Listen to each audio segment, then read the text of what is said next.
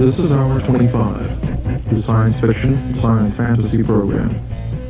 Join us for stories, articles, interviews, opinions, and facts. Your hosts are Mike Hodel, Catherine Calkin, and John Henry Thumb. We saw Change Plus et le même chose, Mike. You did? Yeah, we got to talk about that. Okay. I'll even translate it. I know what it means. Wait a minute, I want to get something straight here. The I most hope so. esoteric what, Bert? Science fiction program. The Huh? most esoteric science fiction program. It's not esoteric. That's a contradiction in terms, calling something based on science. Who's based on science? We're Yeah, not. absolutely not. Well, we Except had to possibly- have something to do with that music on, with the Baroque music on. Oh, I see. And I wasn't about to use those lines that that other radio station in town used for a while. KFAC? I think that was the one. All right. Okay, thank you, Bertram. That's Bert Handelsman, our crack engineer. You hear one of his cracks every week, every Friday, just before hour 25, as a matter of fact. Got a number of things to talk about tonight. Our guest tonight is going to be George Clayton Johnson, who has some very interesting and worthwhile things to say, and he's going to be pushing a convention that I think everybody who's listening to us should go to. Well, I hope he talks about a lot of other things, too. He's a very I interesting suspect he person. will. George is one of those people who, Ask him one question and go out for a cup of coffee. yeah, Yeah, or a he- honeymoon, he'll still be there. Okay, a number of things to mention first before George comes in and comes on. First, remember that next week, live, our guest, Fritz Leiber. Next week? Oh, Yeah. God, I've got to miss it, too. You're going to miss it? What do you mean you've got to miss it? You're not going to miss it? I got to. I Why? don't want to, because there's something that I've got to go to. Oh, dear. Catherine says, I got to go, I got to go. Yeah, It's that's a true. group I from mean, Holland, a Baroque instrumental ensemble. okay. I probably have to be a little late. Yeah. Well, okay. We'll see you when you get here. I'm really sorry about that, too, because I'm going to miss talking to the good, great gentleman, the leonine gentleman with the great writing talent. Did you know that Lankmar is based on Los Angeles? Oh, It's fine. true. I thought it It's was true. Pasadena. No, it's Los Angeles. So I'll read about that when we get to next week's program. Yeah. Okay, so that's our guest next week, and coming up in times to come, or the future, to coin a phrase, we're going to have Larry Niven and David Gerrold and maybe some other good names. Larry Niven? No, Niven. Oh, Niven. Yes. No relation to David. Okay, let's give something away in advance of the fund drive. What do you say? Give something away. Yeah. We have here a pair of $4 tickets to the Computer Music Symposium. It's a benefit for the Southern California Computer Society. And, excuse me, what it's got, it's tomorrow afternoon at the Orville Wright, where else? Orville Wright Auditorium, 6550 West 80th in Westchester, California. Now, what it says here, here's what you're going to, they're going to be presentations by a number of people, and I'll just run through them here. Dr. Philip Springer and Dr. Raymond Juergens are going to be talking about basics of electronic music and computer applications. Yeah, there's somebody listening right now that really wants to. Dr. Prentice Knowlton, interfacing of computers to traditional musical instruments, which is kind of interesting. Have you seen the pictures of the stick? No. There's like 50,000 of them now being made. It's a stick. It's a stick with a frets and like a guitar, like an electric guitar, except it's got two sets of 6 strings each, I think. And you can play it with both hands, and it's an electric and electronic thing. And it doesn't have the guitar shape at the bottom. It's just a stick, and you play it, and you can do incredible things with it. It's one of the few new instruments invented in the last 200 or 300 years. That's amazing. Well, onward. Let's see. What else are we going to have at this computer concert? Jim Gordon, a computer program percussion synthesizer using, you'll all know this, an IM-SAI 8080, an IMSI 8080. William Sinclair, computer enhancement of live performances. Dr. John Chowning and Dr. Leland Smith, some interactions between computers and music. Dr. Justice, Justis, Dr. Justice Matthews, use of the bookless synthesizer system in music composition. I like this whole subject. It's great. It isn't like a new way. How are you going to change a musical instrument into a weapon? This is beautiful. And the one which I'm thinking if we can, we are going to try to tape this thing. This one is for the LAR people. Computer Analysis of Folk Tunes, given to us by Jerome Winker. Sounds great. If any of you electronic nuts out there who are also interested in finding out some applications for those thingies you've been putting together, and who aren't a member of the organizations that sponsor this thing, so you already have tickets, let's find out, Mike. How do you get them? Well, I have exactly one pair of tickets. They're $4 a piece. I will give them to the first person who calls, gives us your name, and agrees to come by and pick them up either tonight or tomorrow morning, because... Oh, for what? What do you have to do to get call these tickets? 985-5735. And subscribe? No. Not even Call. that? The first caller? The first caller who wants these tickets can have them. They're not ready. The gang out there couldn't believe it. They're not That's my calling. plan, you see. Yeah. Heart attack, sure. Right. Coronary City. There it goes. Oh, look, it's the second. It was the second There's line two of them down. right there. Well, that's going to be a toughie because the first one. Well, Terry can play Solomon. Okay. Right, Mike, this is before gonna you be go fun. on, this thing another little thing I had here is sort of right along the line of what you just talked about. All right. Remember I said plus ça change, plus c'est la même chose? Yes. And translated, it's usually translated as the more it changes, the more it remains the same thing. And I want to talk about Indians occasionally, and this is kind of scientific in a way, and also not quite scientific, because the further we get into the modern world and the more civilized we get, the less we get away from the primitive tribes and the American Indians and like that, huh? Right? Uh-huh. Yes. Well, wrong. Oh. Because I just had a flash. I got a piece of paper from someone called the Sitter, and you'll discover what that means in just a second. Okay. And it's part of a long list, and this is only the ones from number 300 to 350. And the call signs are on the right, and the handles are down the center. And we're civilized, we're modern, and we're electronic and scientific, right? We're not the Indians, and we don't do things like they do. But as I was saying a moment ago, the more it changes, the more it remains the same thing. See if these names don't remind you of something having to do with Indians.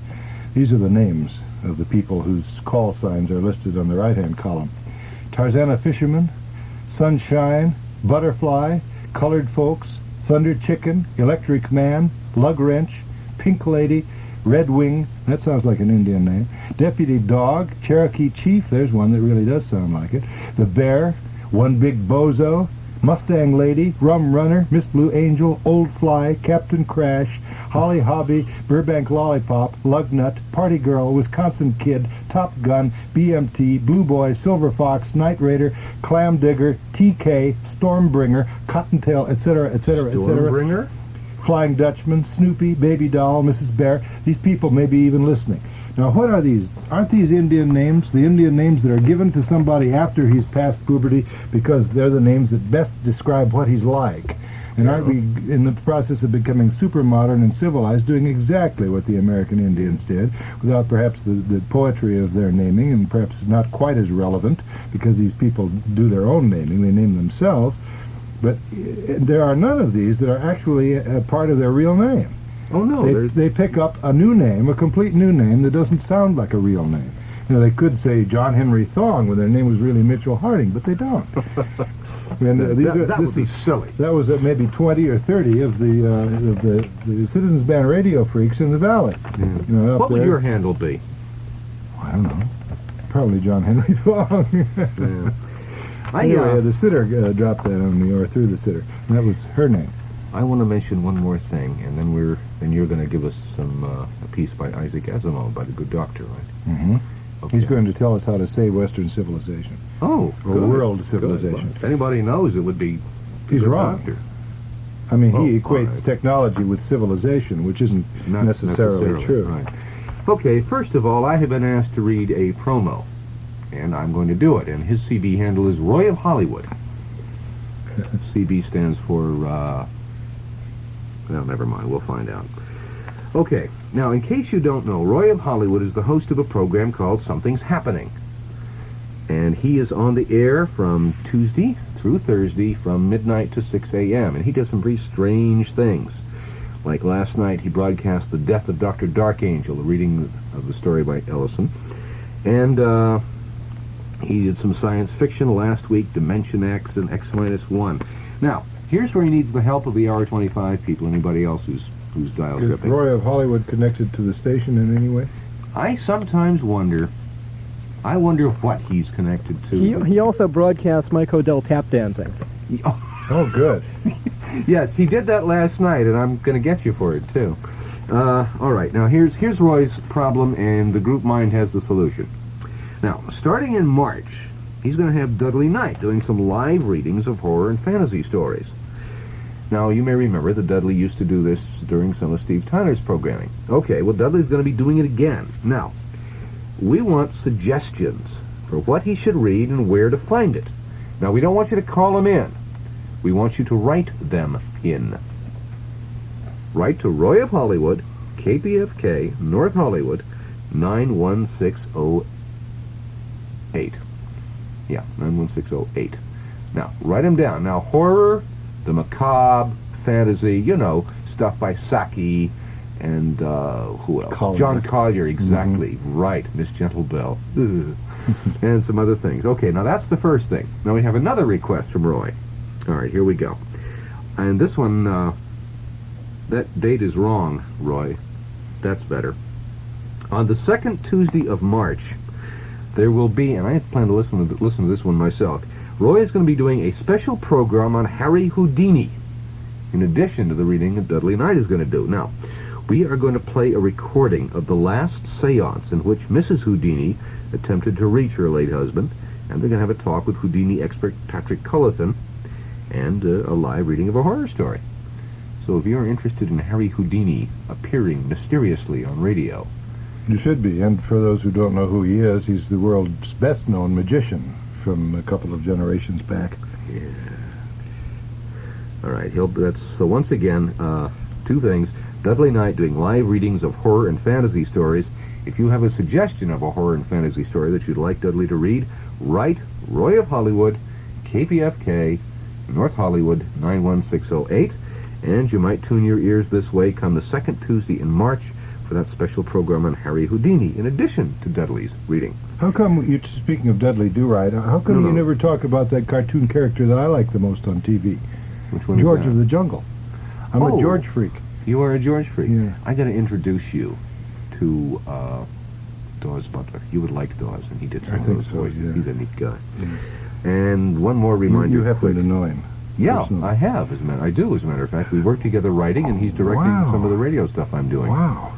Anyway, Roy of Hollywood hosting Something's Happening, 2 Thursday nights at 12 midnight, or Wednesday, Thursday, Friday mornings at 12:01 a.m., whichever. Is it really known as these things? All right, Roy has ripped us off, man. George of the Jungle. What? Roy has ripped us off. Yes. He says the program is also known as Hours 26, 27, 28, 29, 30, and 31. Why don't you call it Grok Around the Clock, Roy? Yes, or Future Schlock. All right, enough promotion. Time for the thing. I'm going to go deliver You're the going to save Western tickets. civilization? No, you can, but you can tell us how Asimov is going to. Okay. Well, maybe you can. I don't know. My opinion is that Mr. Asimov's ego is getting rather large these days. Tell you what. And his equating of technology with civilization is probably the place where he begins to depart from my... Anyway, I think this is important, and he meant it to be important. And it was printed in a magazine that surprisingly few of us read, considering it deals with science, the Science Digest of February. I don't know whether this is Asimov's title, but the title is, "Here's the Only Road to Save Civilization." And it's an open letter to the President by Isaac Asimov. Dear President Carter, I am not one who thinks that a president is a miracle man who can, with a wave of his hand, change the world.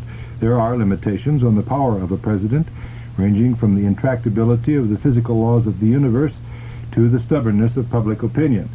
Nevertheless, a president can push in a certain direction, acting where the Constitution and events permit, and persuading where public opinion lags. Let me begin by considering the matter of our energy supply. Americans use energy at a greater per capita rate than any other people on Earth, and it is to this that we owe our high standard of living. This standard has been built up because our territory has been rich in the prime energy yielders, coal and oil, and because our society has been of a nature that has made it possible for us to exploit these resources. But oil, at least, is running out. American production peaked early in this decade and has since been inexorably decreasing. Even allowing for new supplies from Alaska and from the continental shelf, native oil will be virtually gone by the year 2000. Nor will imports help. Quite aside from the danger of growing ever more dependent on foreign oil, world production will peak within 10 years and will begin inexorably to decrease. We must therefore, as you have said on numerous occasions during your election campaign, develop a rational energy plan for the nation. We can conserve our present energy supply and absolutely must do so, but with the best will in the world we can conserve only so much, so that conservation will only stave off the evil day by a couple of decades. We may turn to greater use of coal and to the use of oil shale, but both will have serious environmental consequences. We may develop more sophisticated uses of such old standbys as wind power and water power, and such new developments as tidal power and wave power. This will give us additional time, but again, only a limited time, and by themselves they are not enough. We can grow plants for alcohol as fuel, but these will eventually compete for space with plants grown for food, and will face a struggle of competing pressures of the two kinds of starvation. We may rely more heavily on nuclear fission power, but you have training in this field and know the risks and dangers involved. We may pass on to nuclear fusion power, far more plentiful than fission and possibly far less dangerous, but controlled fusion has not yet been developed, and we cannot yet be certain that it will be. We may pass on to geothermal energy and to the direct use of solar energy. Both have promise, but both will require great capital investments. It's quite possible that by a mixture of all these, the United States and mankind generally can pull through. But there is one more way of getting power that is, in my opinion, better and more valuable than any of those I've mentioned. Direct solar energy, as received on the surface of the Earth, is blocked to some extent by the atmosphere on even a clear day. Where special atmospheric interference exists in the form of clouds, mist, and fog, there's major blocking, and of course it's blocked altogether at night. Then, too, because the energy of sunlight is diluted, and because conversion devices are inefficient, it must be collected over a large area if it's to be useful as a major energy source. Several thousand square miles of southwestern desert area, where sunlight is most reliable, would have to be coated with solar batteries.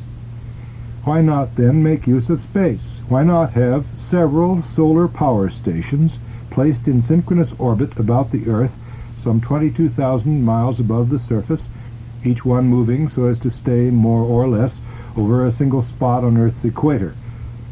The solar power station can receive the full range of the sun's energy, unblocked by atmosphere and atmospheric phenomena.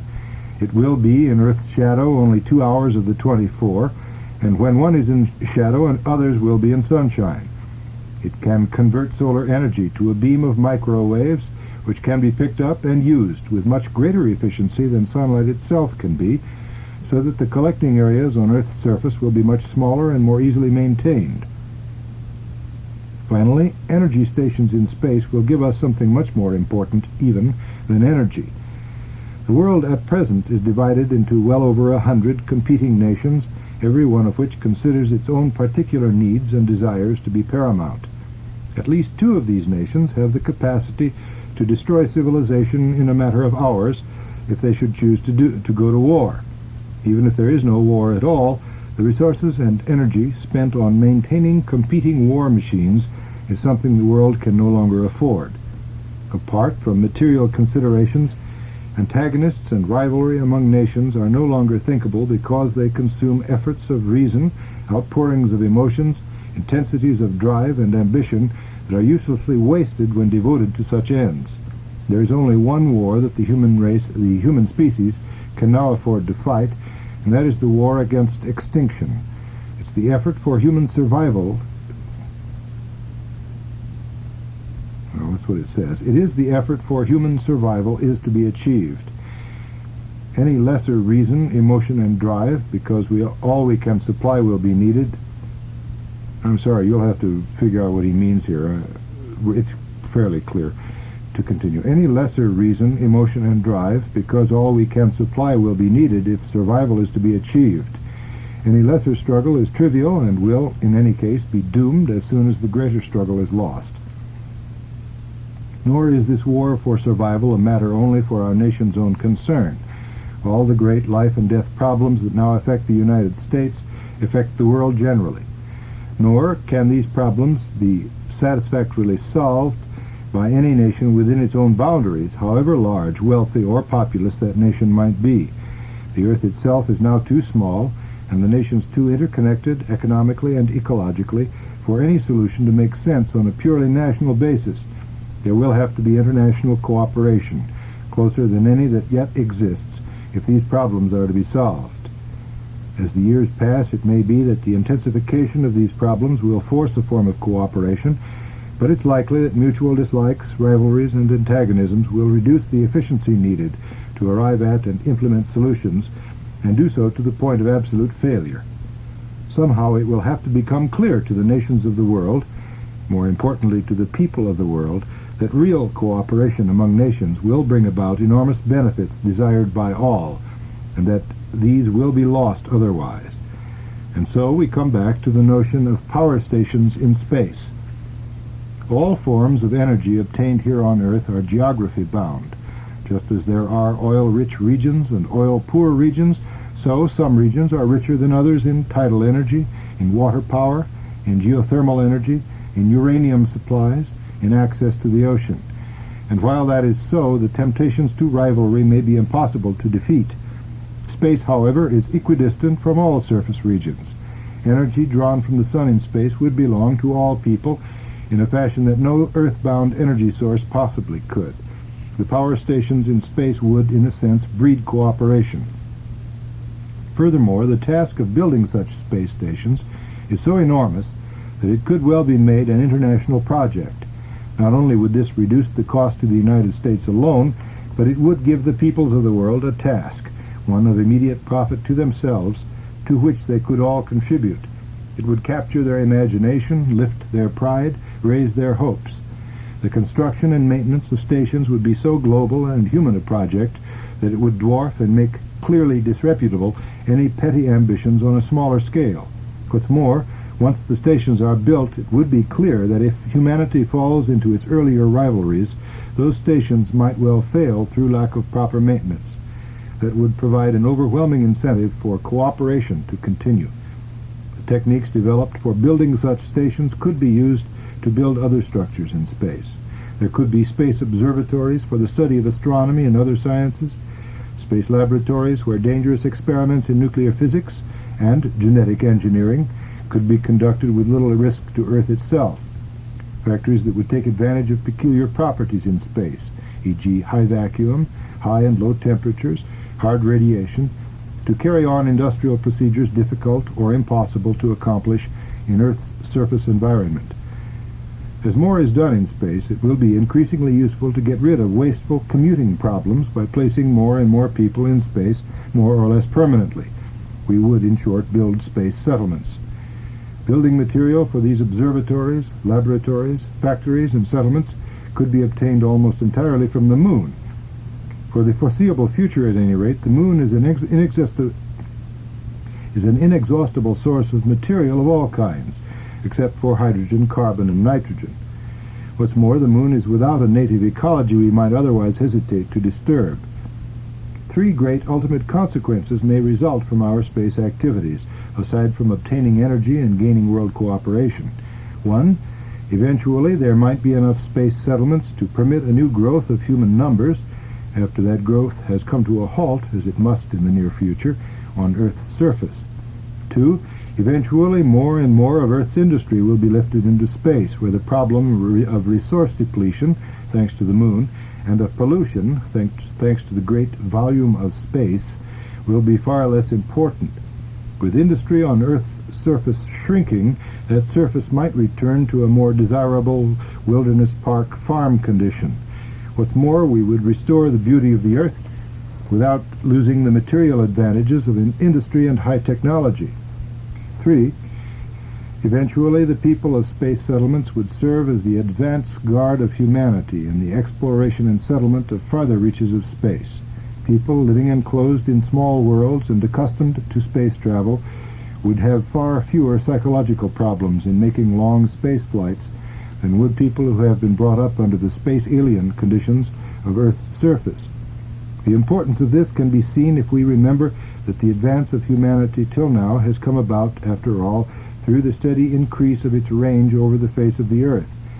With this has come a steady increase of sophistication in methods for its transportation, communication, and the steady increase of its ability to make use of the laws of nature for its own purpose.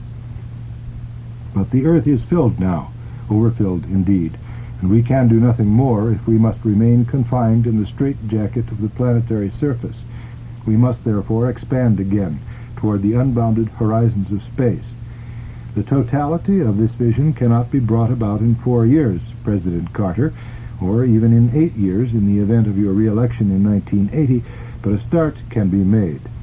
You can become space-oriented then, President Carter.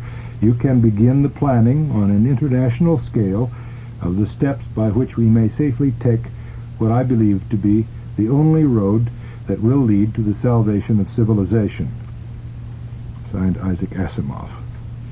An open letter to President Carter, as printed in Science Digest, February 1977. We're going to be talking to Mike Hodel and our guests in just a few minutes, but before we do that, let's go to the calendar with Terry Hodel. Oh, okay. Caltech's free popular science lecture series presents geophysicist Frank Press speaking the science and politics of earthquake prediction, Wednesday night at 8 at Caltech's Beckman Auditorium. Author Fritz Leiber will be a guest at Change of Habit, February 26th. That's next Saturday afternoon. Change of Habit is at 1371 Westwood Boulevard. For information, dial GREAT SF, GREAT SF. February 27th, which is next Sunday, Passport Bookshop in North Hollywood will be holding an autograph party with Harlan Ellison. The admission is 50 cents per each 3 autographs, and that's next Sunday, the 27th, in North Hollywood at 12837 Victory Boulevard. For information, call Passport Bookshop at 985-0555. A benefit for the Acker Mansion, Clayton Con 1 will be held March 12th and 13th from 10 a.m. to 5 in Lawndale at Lusinger High School, 4118 Rosecrans Avenue. Advanced membership is $2, membership at the door is $150, and more about that shortly. The International Society of Science Fiction, Horror, and Fantasy will be holding a con Easter weekend, April 8th, 9th, and 10th, at the Hyatt House International near the airport. Their December one-day con delivered all the guests they promised. Tables are now available in their dealer's room, and they're asking for volunteers. What arrangements will be made for the volunteers isn't public yet, nor what the door membership or the advanced memberships are. But to find out, you can write to the International Society of Science Fiction, Horror, and Fantasy at Post Office Box 69157, Hollywood 90069, and their phone number is 656-1266. LOSFAS, the Los Angeles Science Fantasy Society, will hold their LOSCON 3 with discussions, trivia, parties, and auctions April 1st through 3rd at the Sheraton Airport Hotel. The advanced membership is $3. Membership at the door is $5, and you can write to LOSFAS at 11360 Ventura Boulevard, Studio City, zip code 91604. Astronomer Steve Kilston reviews current news in science on the Science Connection, Tuesday nights at 10 on KPFK. And What's Happening with Roy of Hollywood plays a wide variety of radio programs, as they mentioned, and also includes requests for science fiction old radio. And he's after midnight, Tuesday, Wednesday, and Thursday on KPFK. If you have an item for the science fiction calendar, please mail it in early. Allow 7 days for the post office so we can announce it on the Friday before it happens or even earlier. Send it to Hour 25 Calendar, KPFK, Box 8639, Universal City, zip code 91608. And that's it for this week. Is it true that you would sit here and answer our questions if one of us went on a honeymoon, George? I would answer your questions, and I would not falter in my answer. I would pull True, forth he a piece wouldn't. of paper, and He's I would got begin to explain to you all about honeymoons. Honeymoons, he said brilliantly. What can you say to a question like that? I think the question is more profound than my answer. George, you are here to push to do something rather unusual. Not pushing something, that's all too usual. I push. But, well, not just you, Yes. I mean, don't take it personally. But you're here to talk about a science fiction convention named for you, which is honoring somebody else. Yes, you've got me there, he said. No, here's my trip. I am trying to take advantage of the world of science fiction and fantasy. And you heard it here first. I'm trying to pull one off. And I looked around for a likely recipient of all of this goodwill that I was feeling towards science fiction, and whom did I find clear in my vision but Forrest J. without a period, Ackerman, who has distinguished himself through the years as being the coolest of the cool, the most savoir-faire of the savoir-faire, to have been a fan since the very dawn of fandom, and to have appeared in every major convention, to have written an article for the first fanzine, to have won the first Hugo, Been one of to the have founding members been of the Las founding Vegas. members of Las Vegas, and one of its greatest contributors. Many chairs at Las Vegas are due to Forrest J. Ackerman's kindness. He has served as an agent for half of the great luminaries of our time, and is even at this very moment managing with great eclat the affairs of Mr. A.E. Van Vogt, who is perhaps the greatest living science fiction writer. Did you hear what the man said? I was the greatest wondering. living science fiction writer. I was. Do you think he's trying to pick a fight by saying a thing like I that? think so. Yeah, I think he is. A.E. Van Vogt, I defy you, gentlemen, is the greatest living science fiction writer. And there lurks Isaac Asimov in the wings, and I see him how do over you there. define greatest? By profundity of ideas, by electric mobility, by a personal acquaintanceship with the future, by a ability to confound men's mind, by ability to manufacture truth where there is no truth, to make up facts that are better than the facts in the real universe, and in fact describe the universe in all of its, well, He's describe a reality. very original Besides that, thinker. Yes. Seminal. Yes, Every idea. yes. The distorter, Gene Roddenberry's transporter, is the distorter. Sure. You know, the idea of, my God, the face was his own. How many science fiction plays Well, the similarizer, have achieved not great the profundity distorter. by turning the mirror back and saying, yes, it is a circularity, you know, in this particular way. I mean, Jesus Christ, the guy is a giant. I won't go that far. Yes, he's a giant. Take the business of nexialists, a scientific way of using the mind, or non-Aristotelian thinking. Well, he you almost know. eclipsed L. Ron Hubbard there. He came I along think just so. before Hubbard and with he his, also with his clarified Aristotelian. he clarified what's his name to me, Mr. Non-Aristotelian. Korsivsky. Mhm. You know, with That's an science and interesting sanity thought. and all of that. We may owe Hayakawa to him. That's right. That's right. That's Hayakawa right. is his legacy. A godchild of Mr. A. Van Vogt, who is the king of thinkingness. Not necessarily doingness or feelingness, or yet discoveringness, for I think myself to be quite a wizard in the old area of How discovering. did we get on to Van Vogt?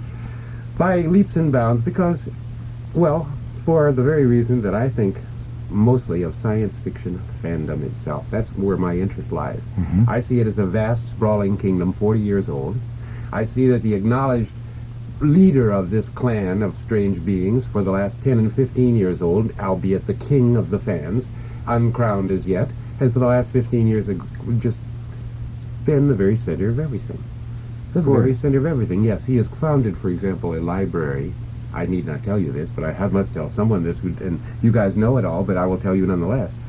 He has put together the greatest library of fantastic literature in the world. He has every book published in every edition, in all foreign editions. It's inconceivable how he's gotten together this library. Yeah. Everything ever written about science fiction. Almost, I guess he has complete files of practically all of the fanzines. And he has extra copies of all those great things in his in his Which he will sell you for a That's right. modest price. That's No, maybe right. not so modest. Now, I looked around and I said, now how can you benefit yourself, George, in the midst of this hurly-burly here?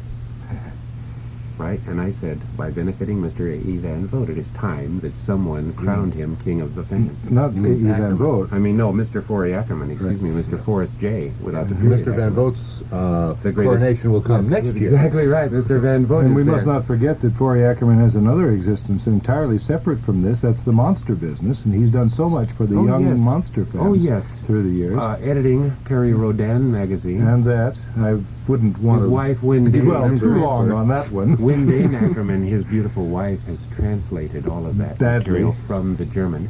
Badly.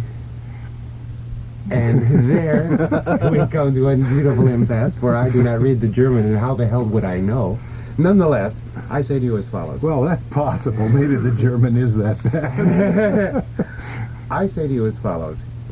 I've said, how can I take Mr. Van Vogt and be a benefit to him by crowning him the Mr. king of the Ackerman. fans? Mr. Ackerman, excuse me. How I've got Mr. Van Vogt locked into my mind these days, because he's Well, truly the wizard.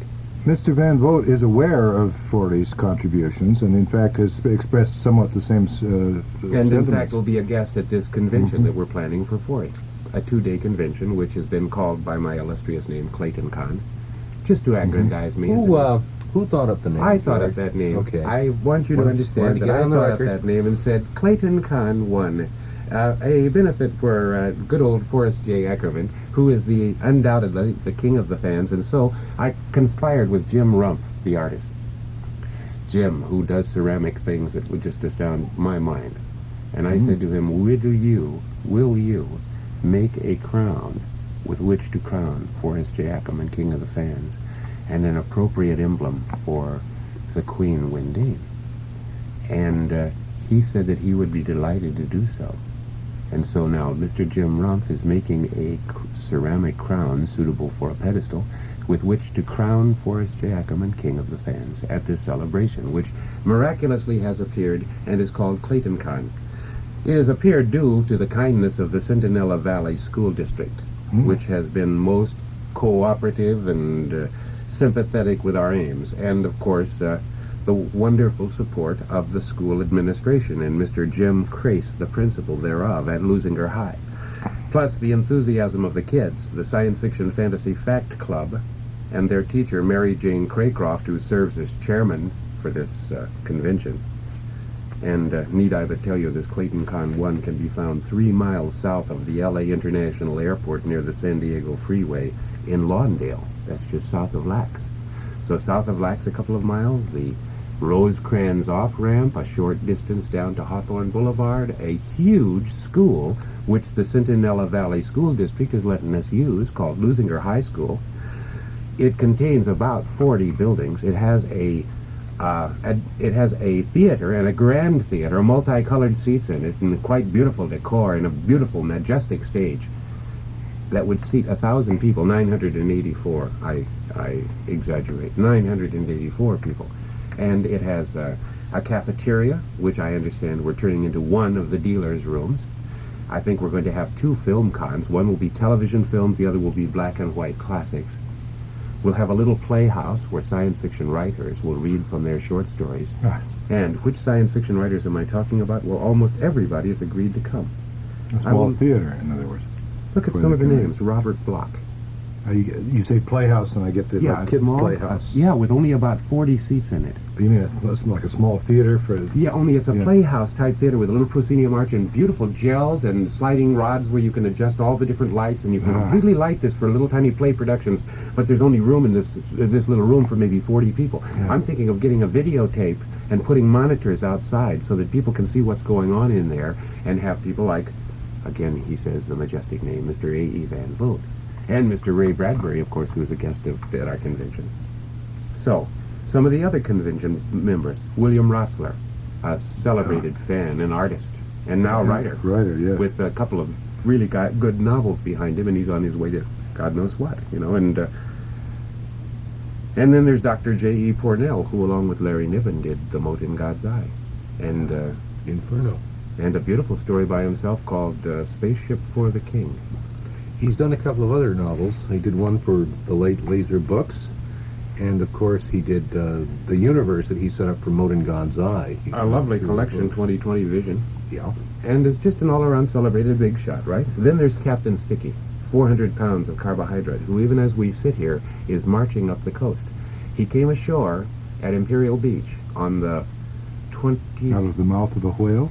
God knows, off of a weapons carrier. Who knows? And he arrived on the beach, was surrounded by his friends, and set forth for Sacramento on a 700-mile odyssey, during which time he is pleading for a simple fact, the recognition of people's humanness. It's called the human dignity, and he has been doing that in rest homes and things like that, and he is a celebrated man. Captain Sticky. Captain Sticky is Los Angeles' own superhero.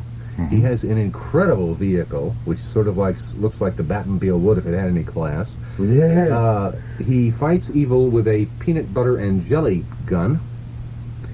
And Captain Sticky is really quite an amazing person. Right. And, So tell me some stuff about George Powell or Bob Clampett or, God bless the mark, Timothy Leary or Ken Kruger or Walter Doherty or Max Ehrlich, who wrote The Big Eye. All these people will be Now, there? sure, you go back to Bob Clampett, and you're thinking Wow. of Beanie and Cecil, and you go back to Jay Robinson, who is Dr. Shrinker, and you go to Mike Hodel, who runs KPFK's Hour 25 with the help of myriads of people, including the great John Henry Fong. You remembered. Scott Shaw, the cartoonist. Mike Royer, the cartoonist. Patrick Culleton, the escape artist. who's Right. going to be on KPFK, as a matter of fact. Can you get Professor Irwin Corey? I would love to have the Wouldn't that be fun? Oh, I think he's a marvelous guest, and I'm sure Yeah. is a science fiction fan. Yeah. Because I speak not to the fans themselves, which have constituted a single organism, a sort of a family called fandom for the last 40 years, and has innumerable levels and hierarchies and different blessed orders and different things that they've accomplished. Each of them has accomplished a fanish deed of some kind. There's Day with his index. There's Forrest J. Ackerman with his great library of fantastic literature. Plenty cool Ackerman. That's right. And here am I trying to put on a two-day bash with the help of the Centinela Valley School District and the Lusinger High School and the Science Fiction Fantasy Fact Club of the school, which is sponsoring the thing, along with the help of their teacher, Mary Jane Craycroft. Okay. Now, here it is. When is it? It is going to be on the 12th and the 13th of March. I shall certainly be there, be the keynote speaker, and I will open festivities. I hope to generate tremendous amount of activity around the question of videotape and television. For example, everyone who is listening who decides to go, if you have a tape recorder, take it with you. If you have a camera with a couple of loads of film in it, take it with you. If you have a videotape porta-pack, take it along. I would like to see a video-soaked, media-soaked. For example, I'd like Hour 25 to take a cassette and go do a broadcast for Hour 25 from that convention, because, as I said, we'll have big names. We'll have George Bamber, the writer, Terry Stroud, who along with David Alexander is the American Comic Book Company, one of the foremost purveyors of this comic book filth that covers the nation like a Rots swampy, the brains of red, American youth. World degeneracy lives!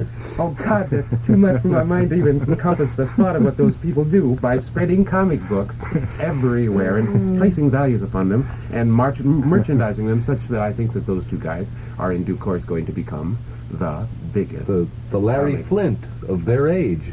The Hugh Hefner of their biz. You know, whatever is the biz that has the guy who's right at the top and making all of the bread. Or Larry Flint, the guy who's going I name over you some more prison. names. Grace Lee Whitney, who was on the Star Trek series and played the part of the yeoman. Dennis Etchison, who writes short stories, brilliant short stories. Ross Rockeland, whose name echoes back to the 30s and the early 40s when his name was on the cover of science fiction magazines all over the country. Those big, juicy pulps that you just didn't know what the hell it said, but it said Ross Reading what Rockeland. he's Still writing. Arthur Leo Zagat. William Hope Hodgson. You know, yeah? Thomas great names Burnett like that. Swan. Oh, I love those people. William Tucker Battle. No, Yeah. which one is there? Something Tucker Battle. Anyway, Nice names. Siegel and Schuster Anybody who write with created two names? created Or three? Superman. Superman. Siegel and Schuster, two very, very gentle, sweet men, and they're coming and they're going to be there to autograph things. And You've approached it with some knowledge, apparently, and you've got people there who should have been invited to a lot of other cons, and somehow nobody ever got around to it because they didn't Yeah. remember their names. yeah, well, this is only half the list. Now comes a new list that I could make up almost in front of your eyes. It would have Don Glut on it, right? It would have Sherry Gottlieb because of the Hobbit thing. Change of Hobbit. The Change of Hobbit, exactly. It would have new writers that you haven't heard of too frequently, like Arthur Byron Cover, you know. Cover. He's got a Arthur new novel Byron out, Cover. by the way. He's got a new novel Right. out, and it's worth reading. Good. I'm pleased, because the guy's an absolute delight. And his Whatever mind is happened to Bert electric. Schonberg? Bert Schonberg now lives down the coast with a friend named Ladreau. Ladreau and Bert live together, and Bert is Is he still painting? yes, he's apparently painting and drawing. I have an original of his. It's one of the few I have I about 6 of them. My house is decorated with the work of Bert Schonberg. He had really impressed me. I Yes. thought him the heaviest painter of his era. I didn't Before he think there was anybody represented him around. for a while. Yes, Forey has some of his paintings in the Mhm. Acker Mansion. Let me tell you some more about this Acker Mansion. You know about it, so that it's easy for us to not be awed by what the hell is going on here.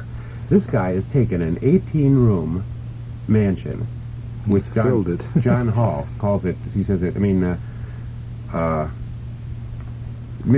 house used to belong to John Hall, and Robert Bloch says that the house was named after 2 of the rooms in the house. And the thing is a big, brilliant, beautiful house with a lovely stained glass windows, and Forey has moved into this edifice, and he has covered all of the walls with science fiction art, celebrated first edition stuff, you know, straight from pulp magazine covers that just astound you, that you can remember them because they had so much resonance. You know, they just came off the page and were archetypal. And he has them all over his walls, sprinkling and covering, and finally finding their way to this shaft which leads downward to the basement. And in the basement is a library, and this library consists of hardcover books, which are available on the shelf, and you can take them out and open them and look upon them, and paperback books, which are bound in plastic covers, and seats to sit upon.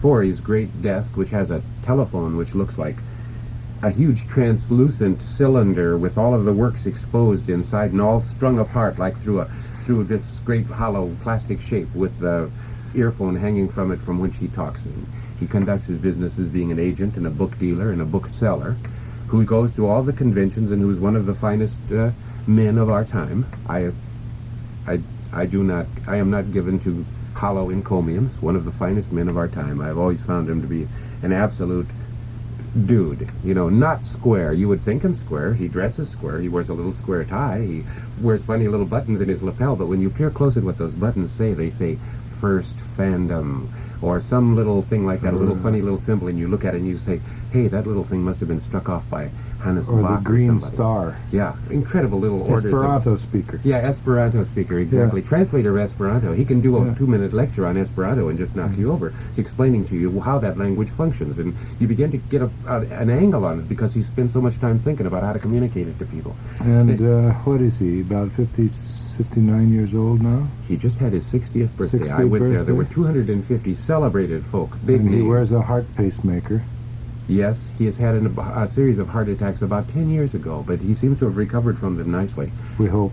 We hope, except that the burden of that great house of his looms over his head, and as he gets And older, the insurance gets more and more thousands of dollars, terrifying. every extra dollar he gets has always gone into that collection. He has Well, you know, he's money of his own. handling himself very nicely now, but I'm wondering what the squeeze will be like in about 5 years, is what I personally am wondering. Yeah. So it occurred to us, why not create a benefit situation for Forrest J. Ackerman to try to attract all of the young media lovers to a place where we overload the place with media and big-name science fiction people and celebrated people from elsewhere. Did I mention the august name of Ray Bradbury in all of these talk? Mr. Ray Bradbury, whose name is magic in this land, has consented to come. Why? Because he loves Forrest J. Ackerman, and he loves what he has done, and he loves science fiction fandom, because all of these people that I've got on this list, though some of them are recognizable to you as professional writers, like Mr. Robert Bloch, a very celebrated writer, but he's not invited to this bash, nor is he part of the bash because he is a pro. He is there because he's a fan. This is a fan gathering to celebrate science fiction.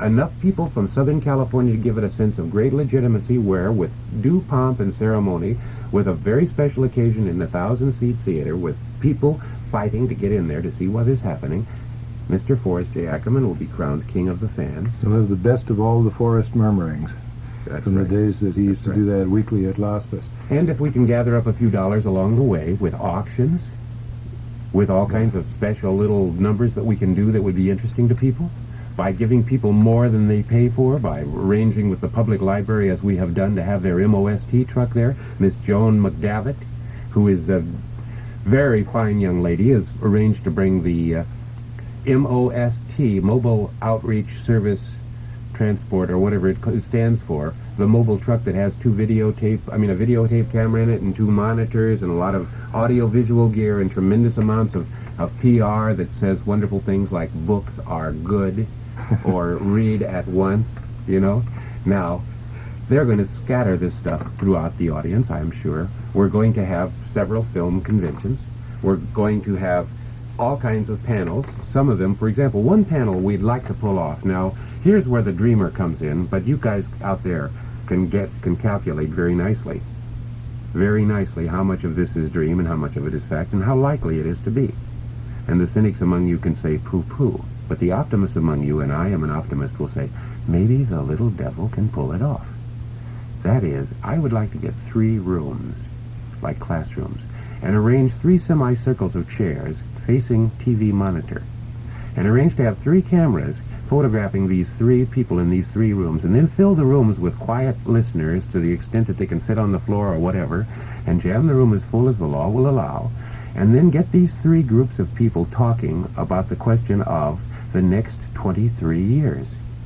Since that's how many years there are to the year 2000, what about these next 23 years? And then have them sort themselves out, optionally, in terms of the past and the present and the future, so that you have the past and the present and the future of the next 23 years. So anyone can enter into this discussion without any feeling that their particular information is not valid, because it is all valid. I'm more interested in the next 7 years.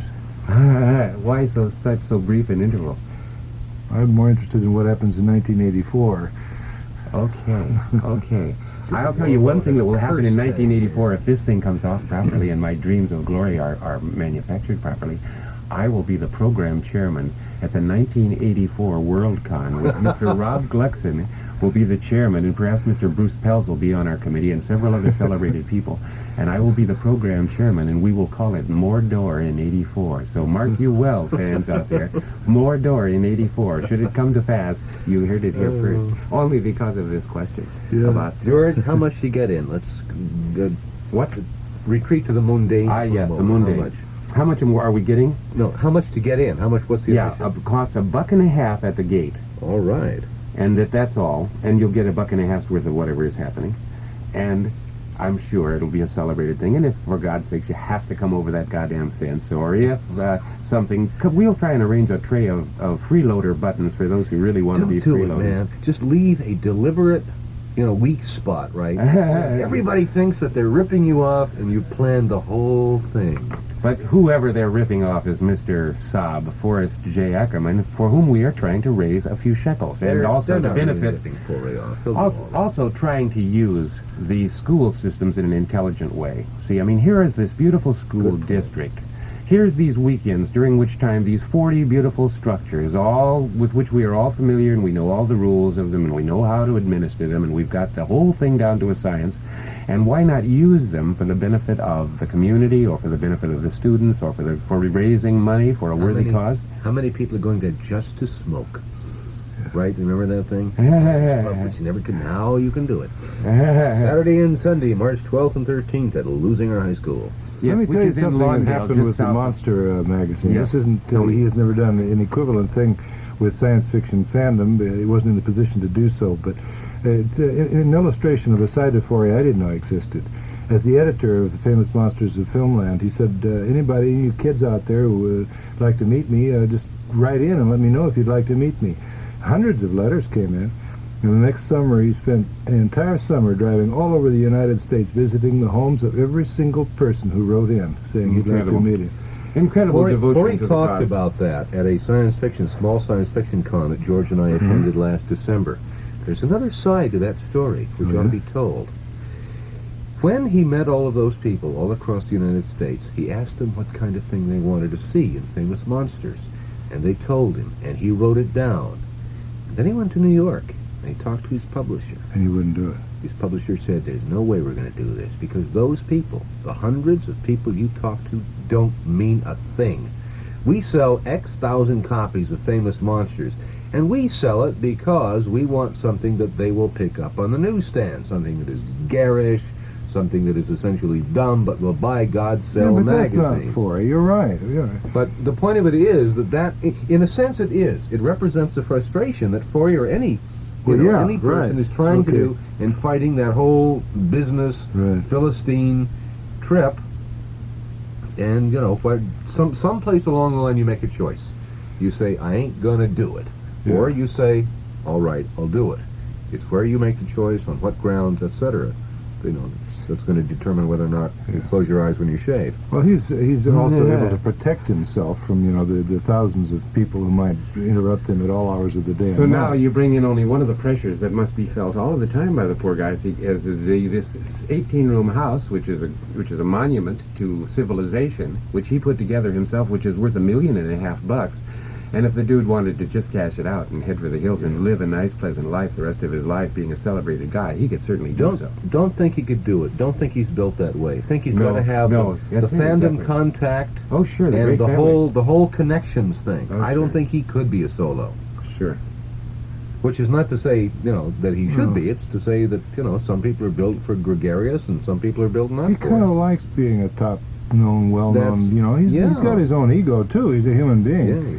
And all of that. Oh, absolutely. He's an interesting person, a very complex man. The one I'd like to know about is Wendane. I have seen her a couple of times that we've nodded at each other, but I've never... Yeah. T. Forrest made up her name.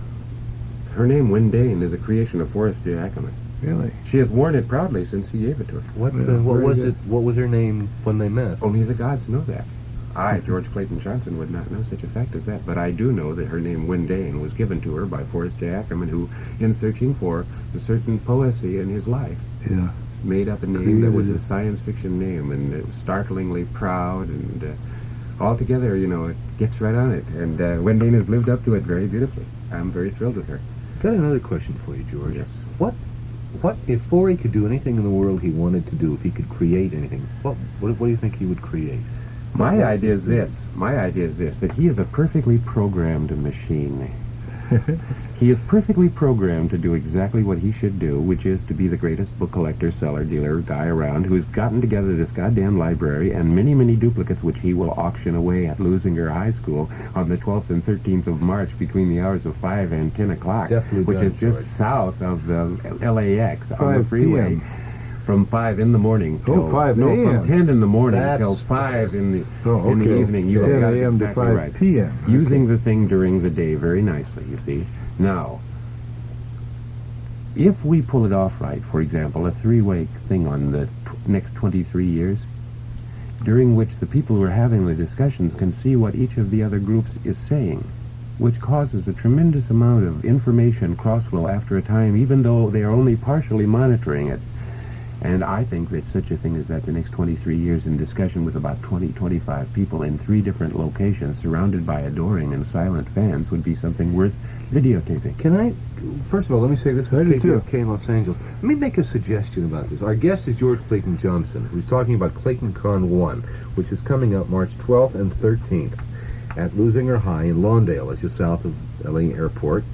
And it's a convention, the proceeds of which will go toward Forrest J. Ackerman and his incredible library of things fantastic and science fictional. Idea for your panel, George. Yes. Separate the panels. Say to panel A, all right, 1977 through 1981. No more. What's going to happen? Panel 2, 81 through 90. Panel 3, 90 through 2000. I think that partitioning would constitute everybody's thinking. No, hold on. That's the idea. What you're trying to do is find out whether the panels think the jumps are going to be quantum leaps or whether this is going to be small, whether your 1990 group is going to say, here's something we think is going to be, which has already been chosen by another group to be in the 1980 thing. But what you're doing is essentially setting up 3 situations and seeing what melding occurs, but it's going to happen quite independently. All right, you don't have to. Hey, you may have something there, he said patiently. No, I don't know how to respond to your suggestion except to say that it is my conviction that if you get a bunch of people, he said, yes, carry me away in the chains. He said, if you get 3 people, 3 groups, talking about a thing from different angles, and let their own thought impinge upon each other, that in due course they will begin to borrow and swap ideas from each other, and ultimately you'll have one sort of a grand discussion that just sort of happens, and it'll happen within a couple of hours, and I think that edited down that would make a nice little tasty piece of videotape. I certainly in the schools would want to see such a thing as this. I mean, I'm just choosing that as one example of programming that I'm thinking of that would be unique. George, I know one thing would happen, and that is that after 3 hours or 2 hours of this with the people that are going to be there, you'd have a lot more cogent description of the future, a lot more ideas of the future and solutions for the future than any number of symposia at UCLA, Princeton, Oxford, etc., any place in the world. The heavyweights are usually so, I don't mean generally, but sometimes so disconnected from what's happening that what they're talking about is 20 years ago. Let me ask you a question, John Henry, because you could answer this very nicely. What is science fiction fandom to you? It's a way of passing through the trauma of adolescence. Partly, I'm not it's cases all of that happy about fans, George. You asked me the wrong question. Isn't it a bit of delayed? What would they call arrested development if they were being cruel? But it's delayed development if you want to be patient. Well, and human kind. beings are delayed animals. We never mature the way animals do. And the more they do, and the more we do through a delay, lifetime we play. right? And the more we delay that final goals, that goal making, the greater the size we attain when we finally close. You know? Okay. Anyway, I'll modify my usual dogmatism there. Okay, let's just take a fannish convention. What do you think is going on in a convention? For 3 days, guys flock into an environment. Oh, a lot's going on, and it's very subtle. On the surface, you get the usual cliches passed back and forth. Right. People wondering whether someone is going to cut them down or not, so everybody's got their shield up. Yeah. But a lot more goes on than that. In any kind of a group, and especially with a group of the technological sophistication of science fiction fans, plus the admixture from outside of those who don't quite dig that, but kind of want to smoke a little pot and talk about other things that are more important I recognize myself in there. Mike, what about you? I'm not that well acquainted with fandom. I think Mitch is right about conventions. I think they are an admixture, and what you're doing is sort of touching on the fringes of a lot of things until you find the particular, how shall I describe it, the particular jellyfish that you want to be stung by, or do the stinging yourself.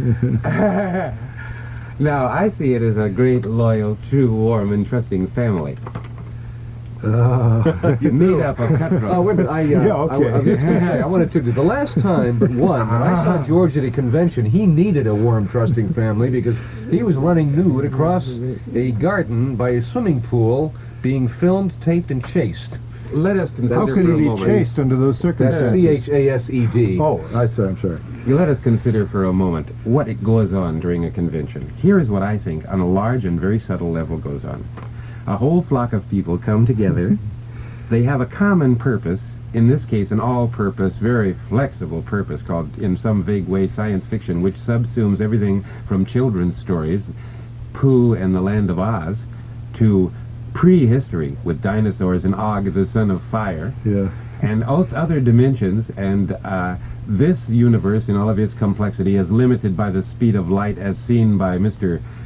Robert Heinlein, and then the open field theory universe is seen by Mr. A.E. Van Vogt, the greatest of them all, who one of whose loyal disciples I believe to be Mr. Ray Bradbury, and Mr. Ray Bradbury writes the coolest, slickest, gentlest, most penetrating prose around.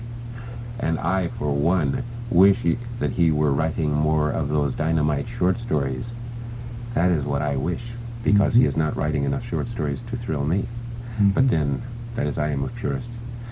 No, so these people come together in this environment, and they start cooking on this common set of ideas, which includes sidereal time and intergalactic nebulae on the one hand and hobbits on the other, and Frankenstein and King Kong and all kinds of big popular culture things like Pinocchio in the middle. You know what's so great about fandom? They don't realize they're making myths. No, they don't. No, so they many don't. people recognize the construction of myths. Popular culture Fans itself. don't know it. That's right. They're celebrating popular culture itself, and they have been doing so, and that's why they were the first to be struck by the nostalgia idea back in the 50s, and that's why to them it was a powerful idea that, my God, what we were doing in the 50s and in the 40s in the way of publishing things like everything from Escapade to Esquire, to get two asks in there.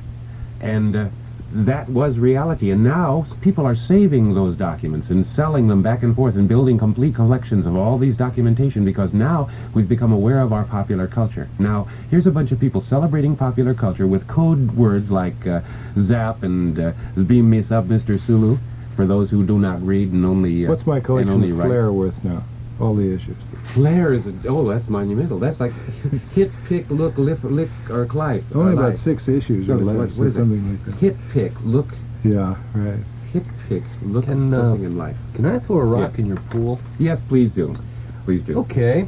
I'm going to quote a science fiction writer who will go unidentified. Right. Tell me the Forrest fiend's name. J. Ackerman has done quite a bit to ruin science fiction, Oh, for Christ's sake. because he Yeah, has debased the literary currency by giving folks famous monsters and Perry Rodin, and generally showing them that the lowest common denominator in fiction, not literature but fiction, can be a good thing. He is the Arthur Haley, the Rod McEwen, etc. of science fiction. God, what an Comment? insult. Well, I will respond to that as follows. For I recognize from whence it comes, not necessarily the writer, but certainly the attitude. You talk about debasing the currency. I stand here stoutly and somewhat proudly and say, you cannot make it too corny to debase it, for it is undebasable, for it is based upon myth which lies below our subconscious so powerfully that we resonate to it whether we will or whether we know. Now, for example, famous monsters. I have read pages of praise for it. You say from the feeble-minded? I don't say it, no. What would be the motive, one would wonder, to have some adolescent from the cornfields of 12 or 14 writing and say, I buy every issue of Famous Monsters, keep them coming, I particularly like the gory sing of Bela Lugosi on page 14, and your shots of the mummy have always been spectacular, and I really love all of this stuff. And what he's looking at is oftentimes, one sense, is a bit on the recycled side. The recycled again and again side. But what is being fed there is the large question. And to what, who is pandering to what, and who dares lay down the code line pandering? For does not the magazine of fantasy and science fiction pander to us literary buffs who like clever, tricky language and subtleties and sophisticatednesses? In fact, I just wrote a short story and sold it to them, so I have a warm Good. spot in my heart for The them. question is, will somebody who starts on Famous Monsters move to FNSF? Well, that is a good question. I myself started in the land of Oz and made my way in a flash into Amazing Stories the minute I discovered it, and from thence to Famous Fantastic Mysteries, where I discovered Mr. A. Merritt, and then after that I found myself more in tune with Edgar Rice Burroughs than What with if he anything doesn't, else. Michael? You're not supposed to be his director. The person finds his own way. That was going to be my next question, exactly, yes. Right. But I think the there main is no thing law is, that says he or I she think the main should. thing is the law of supply and demand, and I think that to be able to understand the popular culture and to understand where the popular head is and to feed the popular head is an act of genius. And if it just happens that on a certain level the popular head can be pandered to And by, there is a rationale Rod for McEwen. Charlie's Angels. Or- You have just given it to us. or was it? Yes, it is. It's a good rationale for Charlie's Angels, as a matter of fact. I Charlie's know. Angels is dumb in its conception. In But that, the people like it. I like the therefore Gong it Show should you know be why? on. Yes, Too intellectual for yes, me. they like it. But I'll bet you one thing. I will bet you that the media is beginning slowly to discover that commercial is not ipso facto profitable. Now they're riding a wave of commercial, which just really means familiar, which just really means old hat, which just really means used up. And they're riding that because there are a lot of people who really don't want to move any faster than they're moving into the future. And they are soothed by that television set. And well, they should be soothed and they should have their share. But there should be a few electric things happen. And lo and behold, a few electric things are happening in the form of 3-parters and 4-parters and 8-parters and 6-parters. And suddenly television is beginning to assume a whole new form, and we're in the midst of a damn writer's strike, during which, for the first time in recorded history, one segment of the writers group has completely brought the other into a standstill over just at the moment that a strike is looming up over questions of inner guild discipline. That's an interesting. The whole Writers Guild producers thing has Yes. not been touched outside the trades that I know of. Even, God help us, KPFK has not done a decent story on that. We should do one. Well, I went to a meeting the other night, and I'm scheduled for another one on the 1st. during which time we will be discussing myriads of problems. But one of the overriding considerations is, should writers try to restrain producer writers or director writers, hyphenates as they are called, from going to work in their capacities or as directors or as writers in the studios. And if in the course of their directing something they should do what is called A to H writing, A, B, C, D, E, F, G, and H, designating a series of types of writing which are what is called incidental writing, such things as bridging for time and making sense out of it, or shooting for special considerations of geography and various things like that. So making things up as you go. There's a certain flexibility in there. Excuse me, making things up as you go. The group mind has come through again. Wendane Ackerman's real name was Tillie Porges. Tillie Porgess. P.O. what? Porgess, last name. First name, Tillie. Tillie Porges. Yeah. That's an interesting name, and not at all, that's strange. Comes out of another world. That's, I suspect, why. Yeah. I must say, if my name were Tillie, I wouldn't mind Wendane either. Well, I don't know what that would be in German. She still speaks with an accent, and obviously was raised in Germany, so Tillie. it may be quite a common It's got a name. lyric quality to me, Tillie. Tillie the Toiler, remember that Comic strip, I like sure. a liberated woman back in the 20s, or whenever that strip was being published? Beautiful thing. Back when it Drawn was the by 20s. Starrett. Starrett. Drawn by a guy named Starrett. Oh, we With a have visual gotten another imagination. call, George, from your secretary, or the secretary. Advanced registration for Clayton Con 1 at Lusinger High. Is $2. Yeah, Wait a $2 minute, for hold both on. days. It's going to cost you more to register in advance? No, $2 for the 2 days rather than $1.50 better, per day at the better, door. okay. One sees their way through that maze easily. Okay, that's better. Advanced registration for both days, it's $2 for the whole thing. And you're to mail to Clayton Con 1, which is the name of the thing, Lusinger High School. It's L-E-U-Z. Wait a minute. Clayton Con 1, I'm like one of your listeners. I'm trying to write this right down. on. Clayton Con 1. That's Okay. one word and then Okay. the numeral. It's at Lusinger High School, and Lusinger is L-E-U-Z-I-N-G-E-R Wait a minute, L-E-U-Z. High Right. School. It is a beautiful high school with High over 40 large buildings Cool. on it. T-I-N. And we can handle thousands and thousands and thousands of people. Lusinger High School. Lawndale. Lawndale. One word. Lawndale, California. L-A-W-N. D-A-L-E, What's the California. zip, George? Do you know? Lawndale, No, I don't know the California. zip. But that's... Oh, excuse me, one more thing. Make checks payable to Clayton Con 1. Secretary Oh. of Clayton Con. Oh, It says. Secretary You better of check with your secretary here. That's good. That's good. Secretary of Clayton. Yes, or Clayton Con 1. So that's it. Advanced registrations, but probably given our, postal, I don't want to call it service. but, Lusinger. You know, That's probably Loisinger or something. probably better get it in the mail pronounced correctly. soon. Well, yeah, L-E-U. No, wouldn't Loisinger be L-U-E? Whatever, anyway. I don't So- know, maybe it would. Advanced registration, since it's going to be March 12th and 13th, you've got about 3 weeks. That's a yeah, about Saturday 3 and weeks. Sunday, I assume. I hope. Have you noticed how the vibrations, define them as you will, get hotter with each day, each passing day of even the dullest con?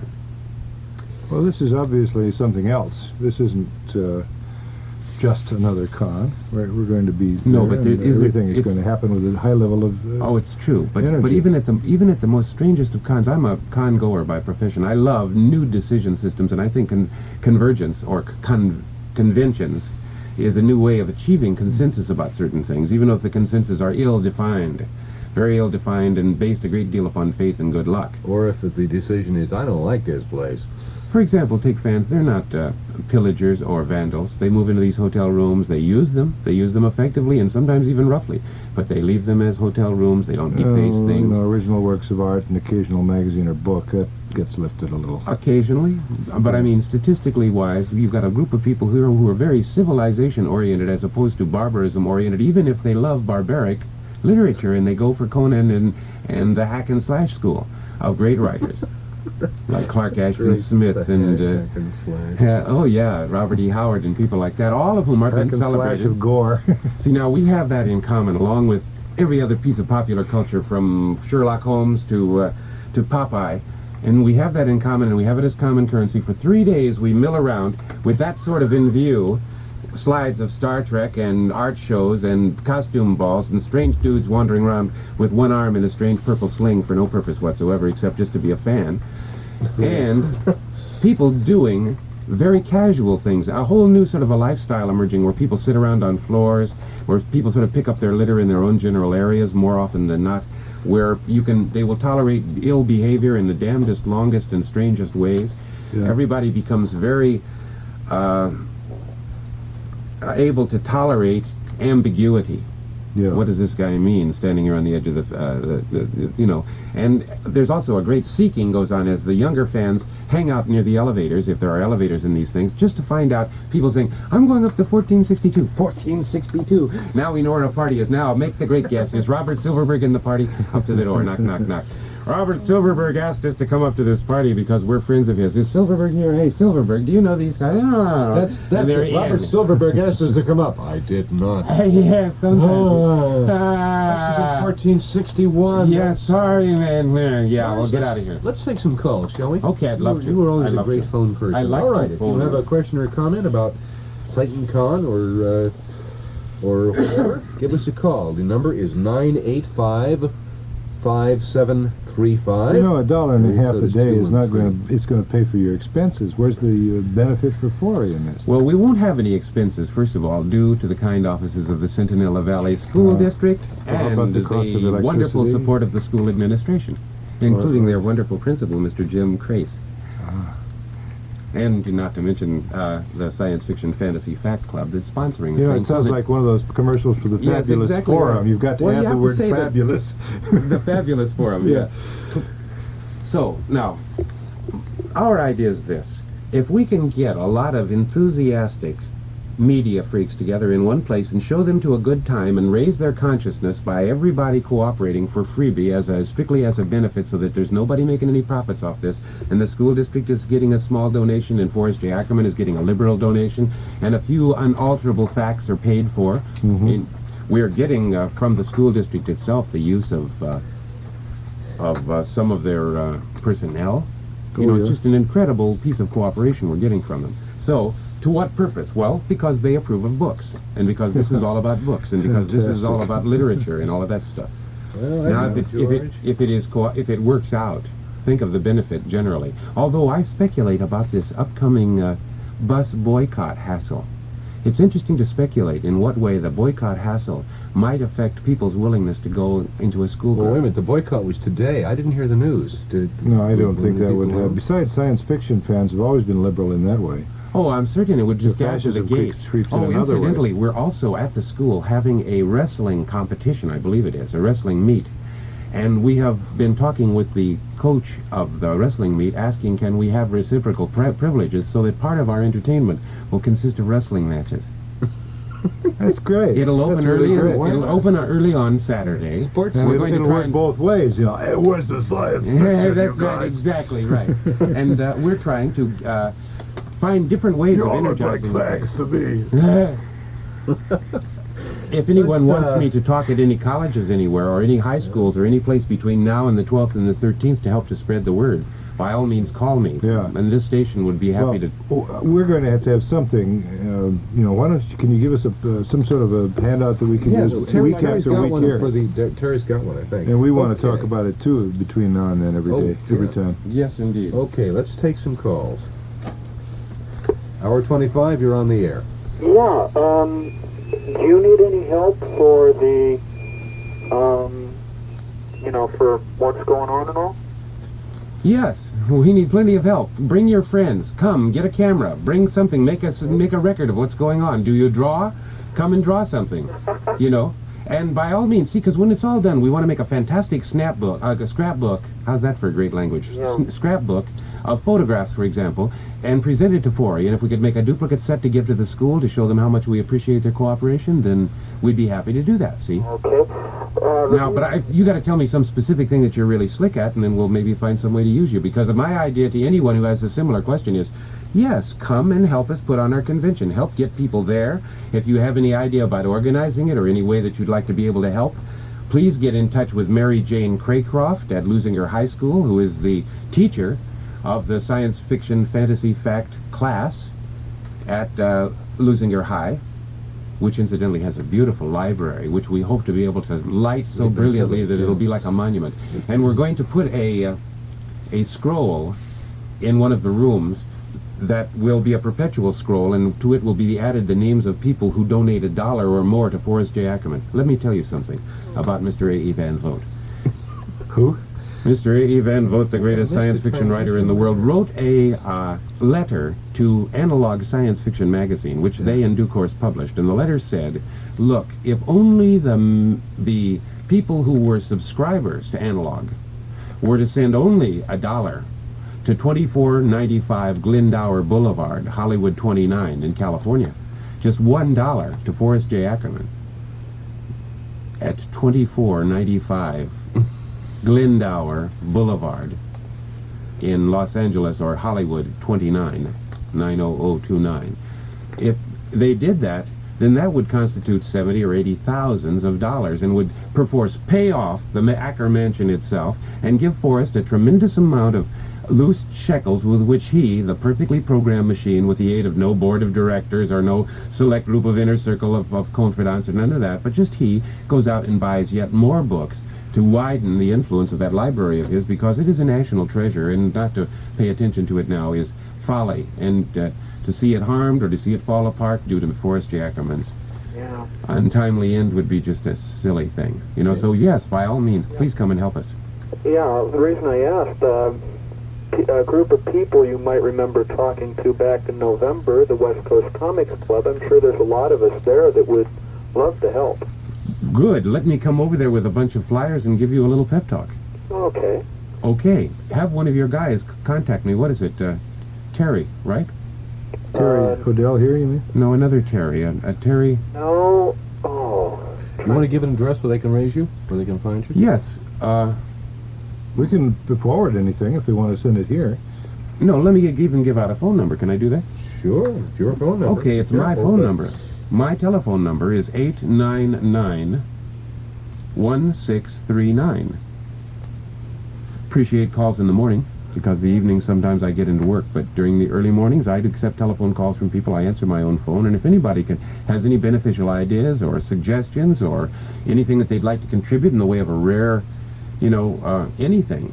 We are going to have displays on television. We're going to be inviting people from animation, people like June Foray and Dawes Butler and Chuck Jones and Michael Maltese, and a lot of people who are celebrated people in the world of animation, and Joe Magnani, the head of the recently retired head of the Otis Art, the drawing department of the Otis Art Institute. Wow.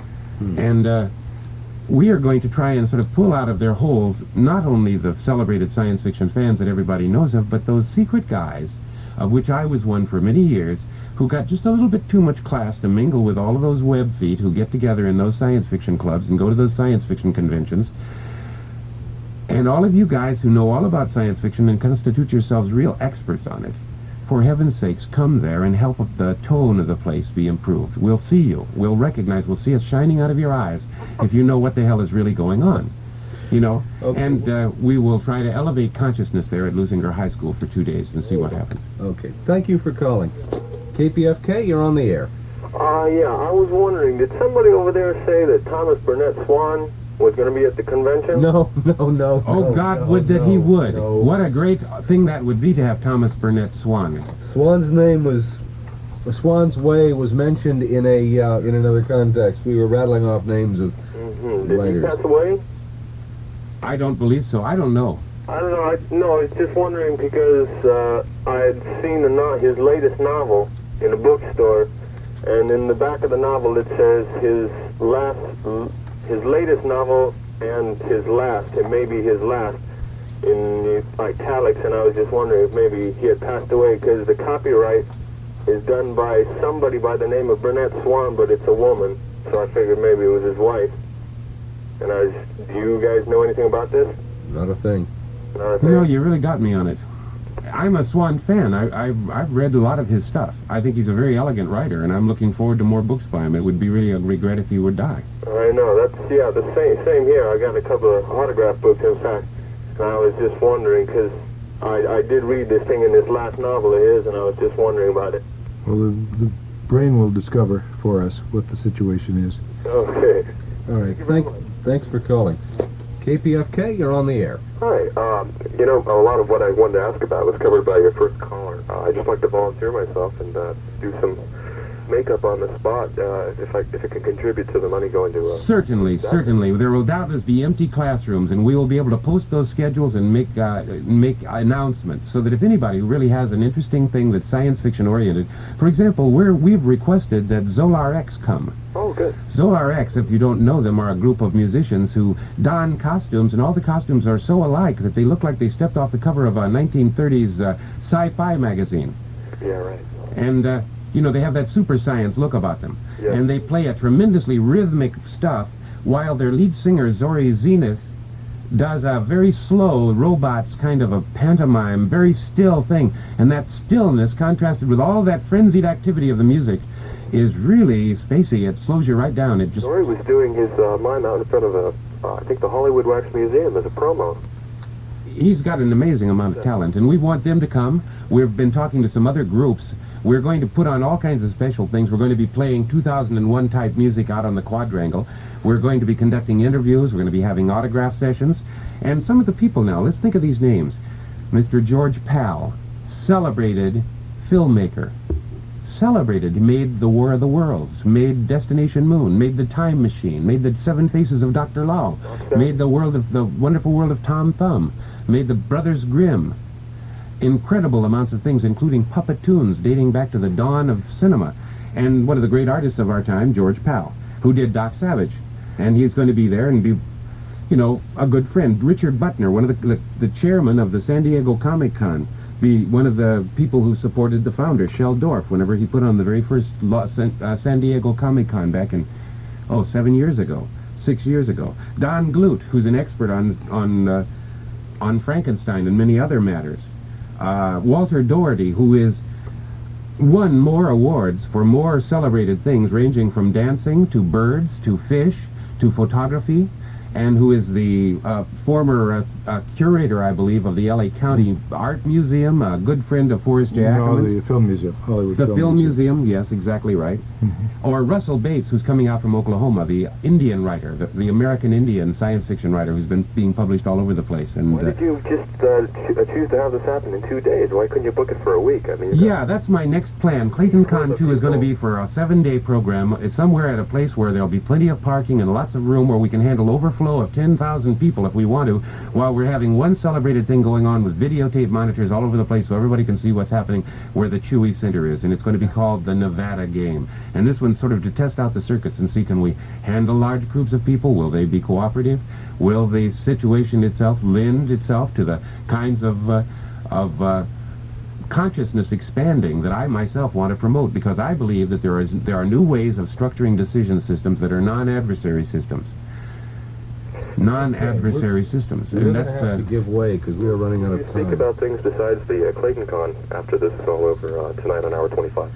Well, I'm just going to say, we're about out of time. We got about a minute or so, and then we should go to our tape. Okay. But we will next week. Okay, thank you very much for calling. Please, if you wish to see Dr. Donald Reed or Nichelle Nichols or Nicholas Meyer or Stephen Golden or James Warren or Lena Sands or Roy Thomas or Paul Watry or Eric Hoffman or John Price or David Alexander or Bill Crawford or Paula Salo or Rick Griffin or H.L. Gold or Barry Alfonso or Ed Sands or David Gibson or Sherry Gottlieb or Mark Evanier or Jack Dale or Bill Bowers or Scott Shaw or Paul Kalin or any of those people, all of whom are celebrated folks. And if I had the time to lay a rap on you, and now I turn the time back to Michael. Thank you. And they're all going to be at Clayton Con 1, which, besides being a lot of fun, is going to be hopefully a moneymaker. The person who's going to receive the money is Forrest J. Ackerman. If you know anything about science fiction fandom or famous monsters of filmdom, you know Forry. And Clayton Con 1 is going to be at Lusinger High School in Lawndale, which is just south of LAX. It's going to be March 12th and 13th. That's not too far from now either. 10 a.m. to 5 p.m. It's going to be $1.50 per day at the door, or it's going to be advance registration is $2. And you For both days. You can mail out a check for that amount to Clayton Con 1, Lusinger High School, Lawndale, California. We got the zip code. It's 90260. You should make that check for $2 payable to Clayton Con or the secretary of Clayton Con. Now, if you want to be a part of Clayton Con beyond paying your money and getting in, and you want to volunteer your help, give George a call. His phone At number. 899-1639, which is my phone number. There you And go. try and concentrate those calls in the morning from about 9 to 12, and you will facilitate my life. Here, here. Hey, George, thank you, man, for coming down and My doing great the show. pleasure, Mike. You guys put on a very good show here and are the lifeblood and part of fandom that I'm talking about. This organ here is an instrument that helps to connect fandom together. And people all over this town are listening to this radio program brought together by their love of science fiction and fandom. Well, the great mind, the Which is a form of- universal mind is listening, and It's a form of groupiedom when you get down to it. But are we not but Hey, it groupies is. in the great hive? Sure. It's We are all absolutely- groupies and we are all like police dogs. We all understand the leader principle. How else am I going to get to interview Fritz Leiber, right? Except Yeah. to do a radio show. He'll be on the air next week. Which is a great thing, and I think Fritz Leiber's story, Coming Attraction, is one of the all-time monumental, short, fantastic literature stories. Okay, one more short plug as if you haven't been overloaded enough. Next week on the Janus Company, which is a radio drama thing, well, it's Thursday at 11:30 p.m. and I mention it for a very special reason. Not necessarily to say it's good. The offering that night is going to be a musical, and it's called Space Opera. And that's about all I'm going to say about it. And I won't have a thing to say about it the following night, I guarantee you. Anyway, Ray Bradbury, who will also be at Clayton Con 1, is the author of our radio show tonight. And I don't know about losing our high school come March 12th and 13th, but we are told by Mr. Bradbury, who is in a position to know, that Mars is heaven, and you don't believe it. I love that. Tired of the everyday routine? Ever dream of a life of romantic adventure? Want to get away from it all?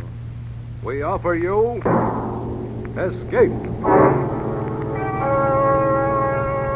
Escape, designed to free you from the four walls of today for a half hour of high adventure. Escape, brought to you by your Richfield gasoline dealer and the Richfield Oil Corporation of New York, marketers of Richfield gasolines, motor oils, and other petroleum products. Look for the Richfield Eagle on the cream and blue pumps.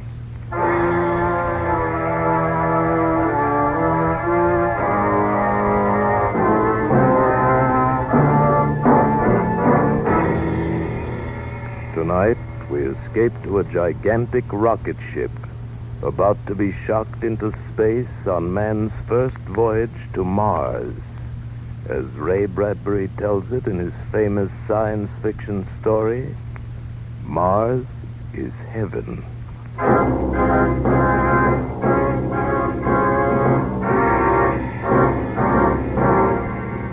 The project is magnificent, overwhelming, and tremendous. We return you now to the scene of the takeoff in the desert of New Mexico. Go ahead, New Mexico. Thank you, London. This is Stuart Novins back in New Mexico. I'm standing here on the great steel observation platform overlooking the takeoff stand. As the moment for departure draws nearer, the whole area has been flooded with artificial light. It bathes the spaceship in a kind of silver luminescence, and surrounding it, engulfing it, this subdued hysteria of hundreds of thousands of people come to see the start of this incredible voyage of 18 men in the rocket ship The Venture. It's standing there pointing upward, pointing toward the heavens, and in a few minutes it will bloom out into great flowers of heat and color, shocked into space on man's first voyage to Mars. As you know, ladies and gentlemen, prayers are being said for these 18 men and their ship, the first men, the first ship to dare the voyage to another planet. Prayers are being said by every creed in mosques and churches and synagogues the world over. We take you now to the Basilica of St. Paul's in Rome.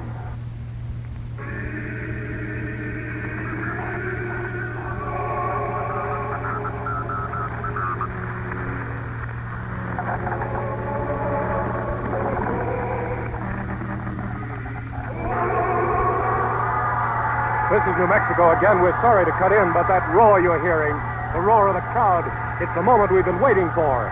I can see the crew of the Venture walking up the catwalk that leads to the spaceship. The men are entering, and now the escape hatch is closed. Now the men are in the ship. This silence, this great, awful silence of the crowd, it's the voiceless prayer that's in every heart. They're about ready now. Some lights from the ship just blinked on and off. It's a signal. In just a few seconds, a few more. Stand by. Stand by.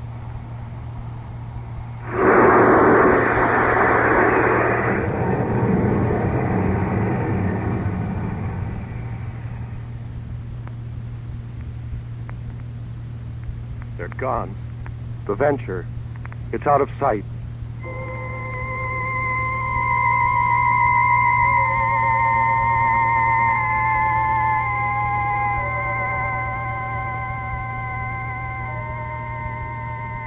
Log entry, U.S. rocket ship Venture. 1 hour out from Earth. Destination Mars. Past Keneally Heaviside layer without incident. Rate of speed, 450,000 miles per hour. With planet Mars at its closest point to Earth, 35 million miles. Calculate duration of voyage to be roughly 3.5 days. Captain John Black, Master.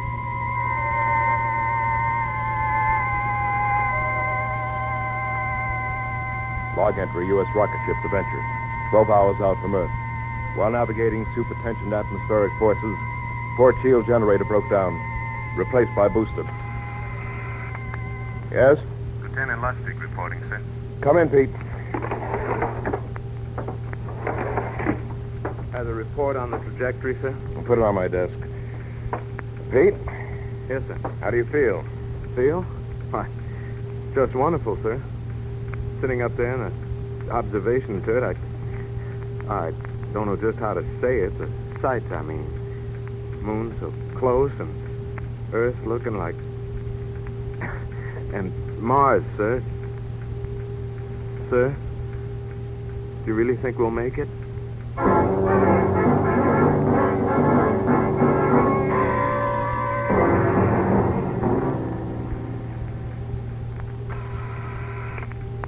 Who is it? Dr. Hinkson, Captain. May I come in? Sure, Sam.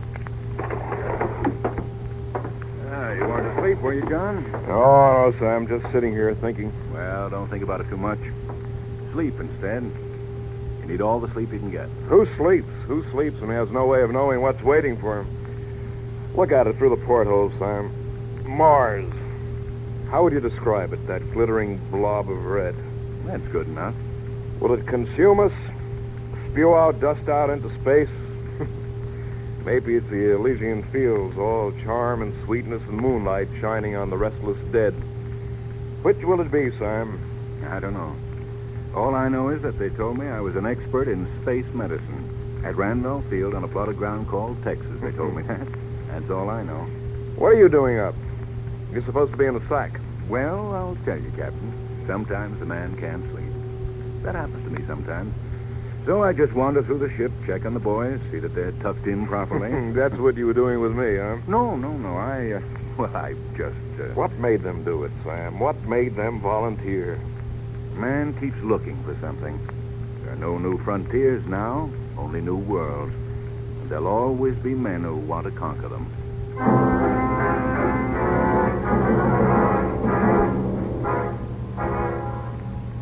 Log entry, U.S. rocket ship Venture. 78 hours out from Earth. Approaching gravitational field of Mars. Atmospheric conditions similar to Earth's.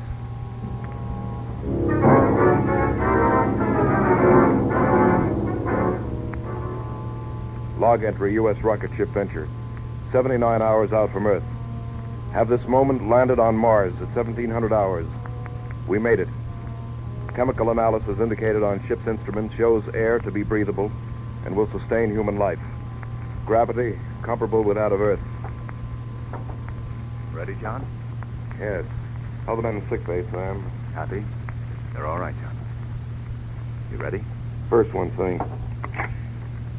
Captain to crew, your attention. We have landed on Mars. No man is to leave this ship under penalty of court-martial. Dr. Hingston and I will make a brief reconnaissance. Crew will proceed with repair of ship's hull. As you know, our ship is armed against any possible aggression. I can't impress it upon you too strongly. No man will leave this ship until Dr. Hingston and I ascertain that we are not in a hostile world. That is all. Let's go, Sam. You first, Captain. Your honor. You, the first man from Earth to walk on Mars.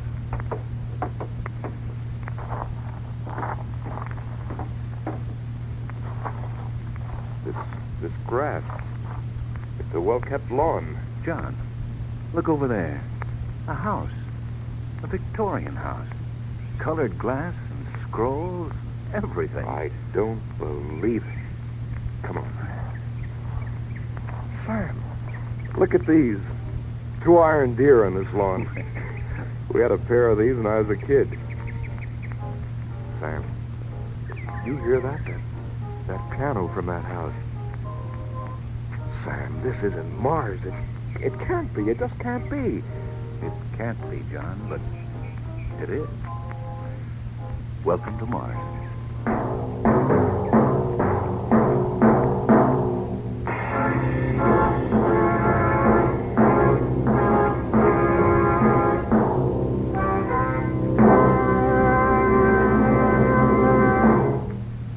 Perhaps you know that skilled research scientists have worked for many years to develop new high-octane components for gasoline.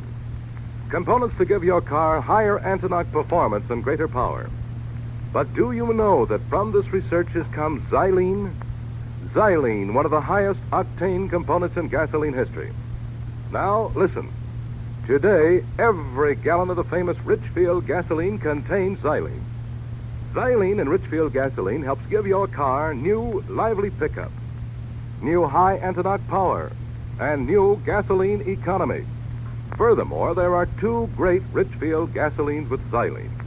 That means you can select the right Richfield gasoline to give your particular car the finest performance at lowest cost per mile. Richfield high-octane gasoline at regular price is specially refined for the average motor. Richfield ethyl, ethyl at its best, meets the requirements of the newest motors at the highest compression. And remember, both Richfield gasolines contain xylene. Stop where you see the Richfield Eagle on the cream and blue pumps. Get famous Richfield gasoline with xylene. And now we return you to Escape.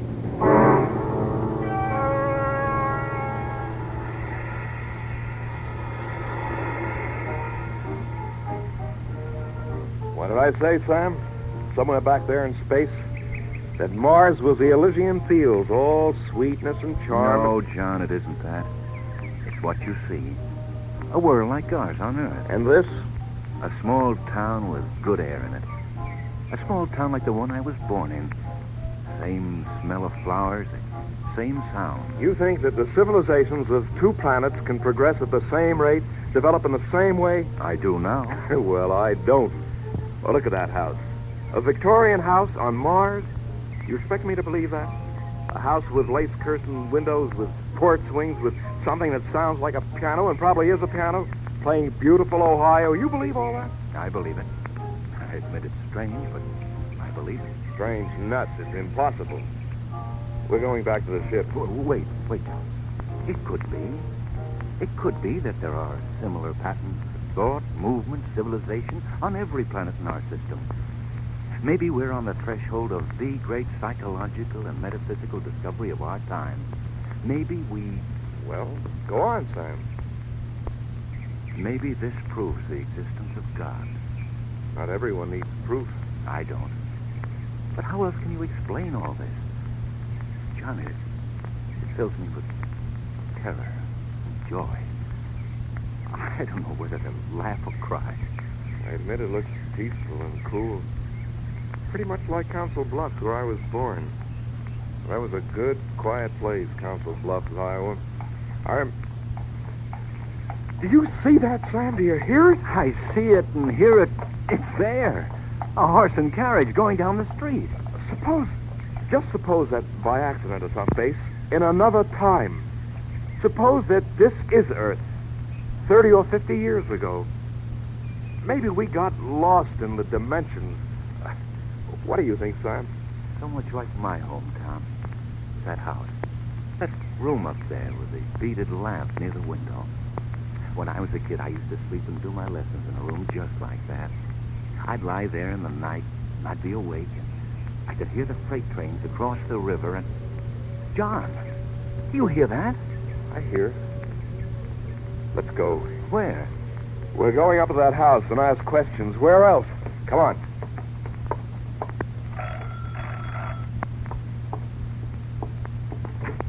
Yes, can I help you? I beg your pardon, but we want... If you're selling something, I'm much too busy and I haven't time. We're all at supper. Oh, wait, don't go. What town is this? What do you mean, what town is this? How could you be in a town and not know what town it was? Oh, I beg your pardon, but we're strangers here. We're from Earth. And we want to know how this town got here, how you got here. Are you census takers? No. Oh, what do you want then? How long has this town been here? It was built in 1868. Is this a game? Oh, no, not a game. Look, try to understand. We're from Earth. From where? From Earth. Where's that? The Earth?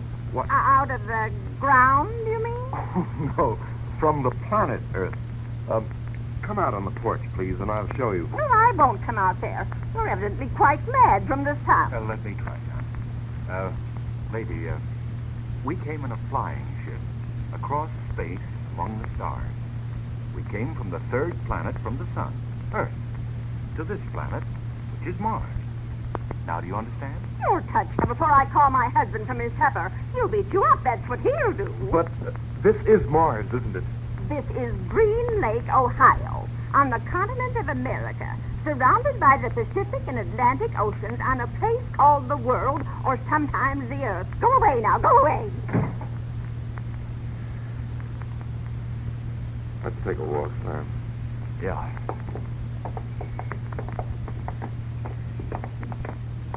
Sam. Yeah? There's something going on here. Something we don't understand. I want you to go back to the ship. If anything out of the way happens, lift the ship and get out. But, John... That's an order, Sam. All right, if it's an order. John, look. Look at that woman walking toward us. Oh, what about her? Well, she looks like... Sam! Oh, Sam, you look fine, so grown up. Sam, don't you know me? It's your grandma, your old grandma. Grandmother? What's wrong, Sam? This is a happy meeting. And who is this friend of yours? This is Captain John Black. John, this is my grandmother. Grandmother? So help me, John. This is my grandmother. She's dead. Died 30 years ago. But this is my grandmother. Well, there's no sense standing here on the street. You just come along to my house. We've so much to talk about. You too, Captain. And your friend of my grandson's is mine, too. Now, don't stand there with your mouths open. Come on.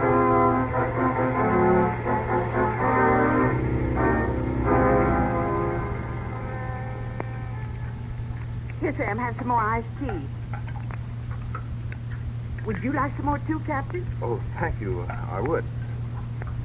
Well, here's to our health. Health? How long have you been here, Grandmother? Ever since I died. What? Don't look like that. I said ever since I died. 30 years ago. Sam. Who are we to question what happened? What's living, anyway?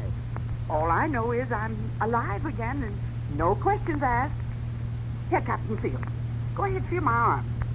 Solid, isn't it? You hear my voice, don't you? You hear it, don't you, Captain? Yes, I hear it. Grandmother... Well, then why go around questioning? Well, it's just that we... I never thought I'd see you again, Grandmother. Mrs. Hingston? Yes, some more iced tea, Captain. Oh, no.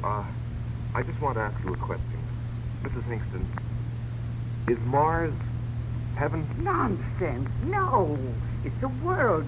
We get a second chance. It's like another Earth. How do we know there wasn't one before Earth? That's a good question, John. Well, maybe we better get back to the ship, Sam.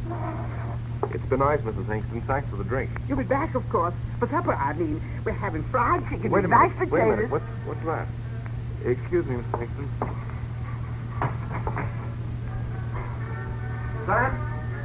Sam, come here.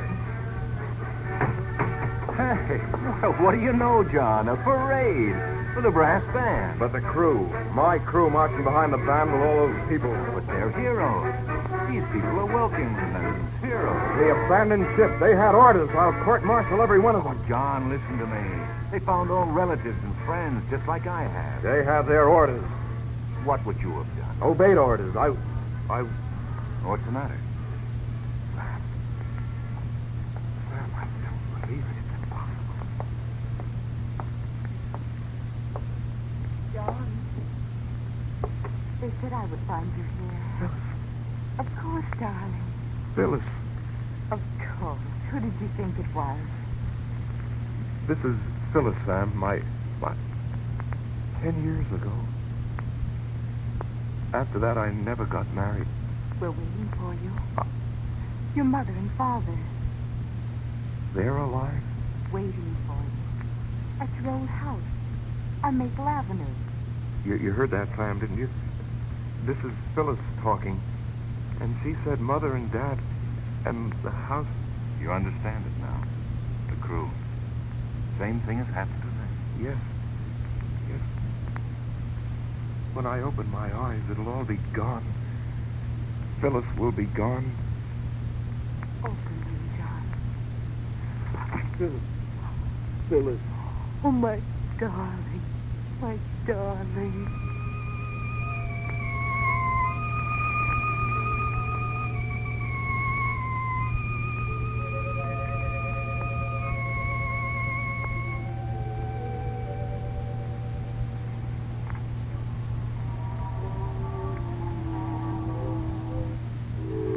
It's good to see you children dancing together again. Your mother would have enjoyed it so much, John. I must have worn her out with all my questions.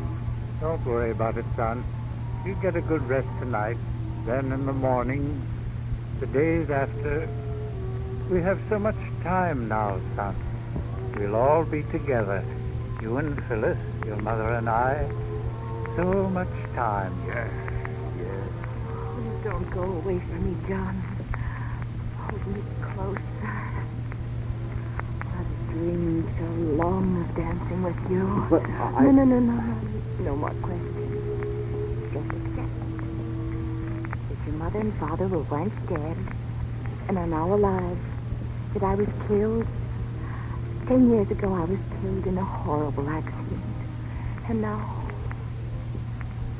I'm alive and in your arms. Hold tight, John. Hold me.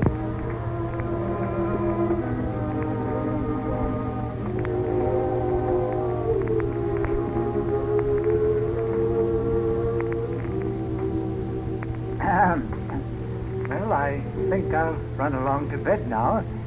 You children won't forget to turn out the light. Well, you know what to do. Good night, Phyllis. Good night, Father Black. Good night, son. Good night, Dad.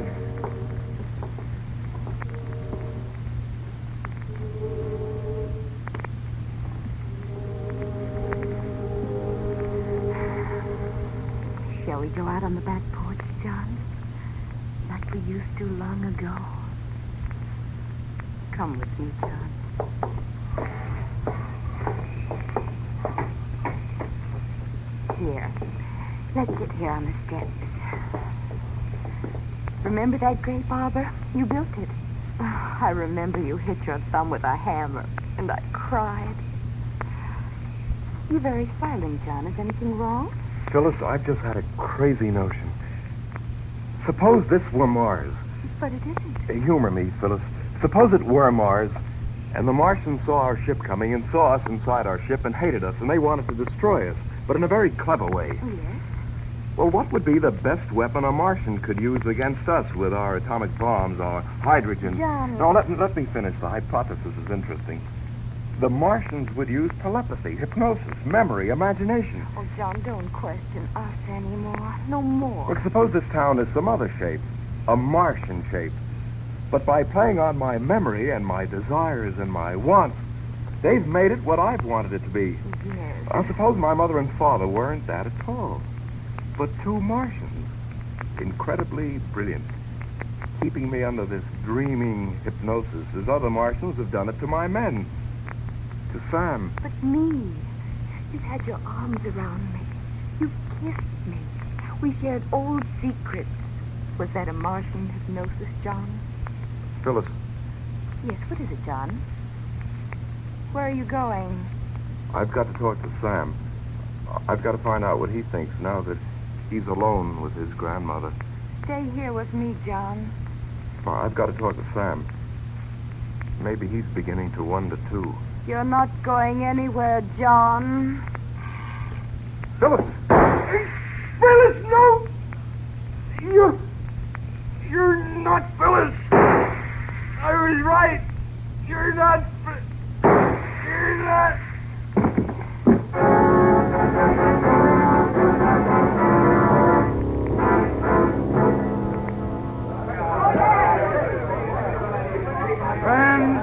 Friends, comrades, fellow Martians, this is a great day for Mars, a day of great rejoicing. As number one of Quadrant 327B of Sector Q, it is my proud privilege to read to you this message from the planetary All-High. It says, congratulations on your splendid work in meeting the barbarian invaders and atomizing them.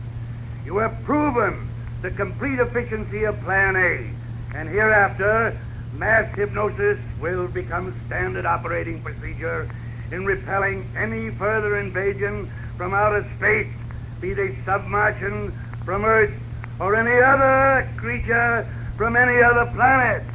Well done.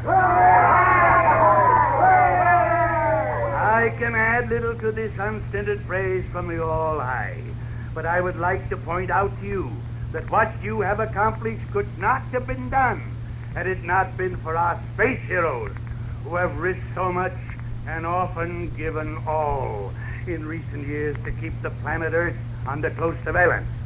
This surveillance, as you know, has been accomplished by our space patrols, known to Earthmen as flying saucers. They were courageous, these Earth creatures, to brave space in that crude ship, but they were inferior beings, and therefore they had to be atomized. Their extinction was necessary to ensure our way of life. Yet perhaps, since this has been your first encounter with creatures from outer space, you whose glorious victory this has been, may want to say something. Is there anyone who wants to say something? You? Yes. It was a very interesting experience. He said his name was John Black. He was a nice young being. Nice. He thought I was his father, whatever that is. I guess that's all I want to say. And you? No, I don't think so. Well, I thought of something, but I forgot. I see. And you? One of them asked me if Mars was heaven. What's heaven? I don't know. Now for the business at hand. The ship they came in. The destruction of it. Disintegrator squad. Ready. Proceed. Compress charge. 16 atmospheres. Charges compressed. Low velocity. Trajectory 2. Low velocity. Trajectory 2. Release. Charge!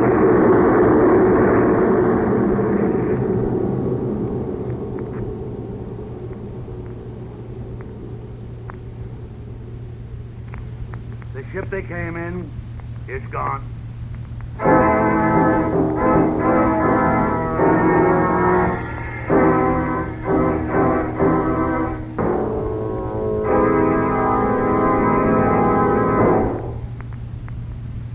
Motorists, did you ever consider that taking care of a car is something like caring for a baby?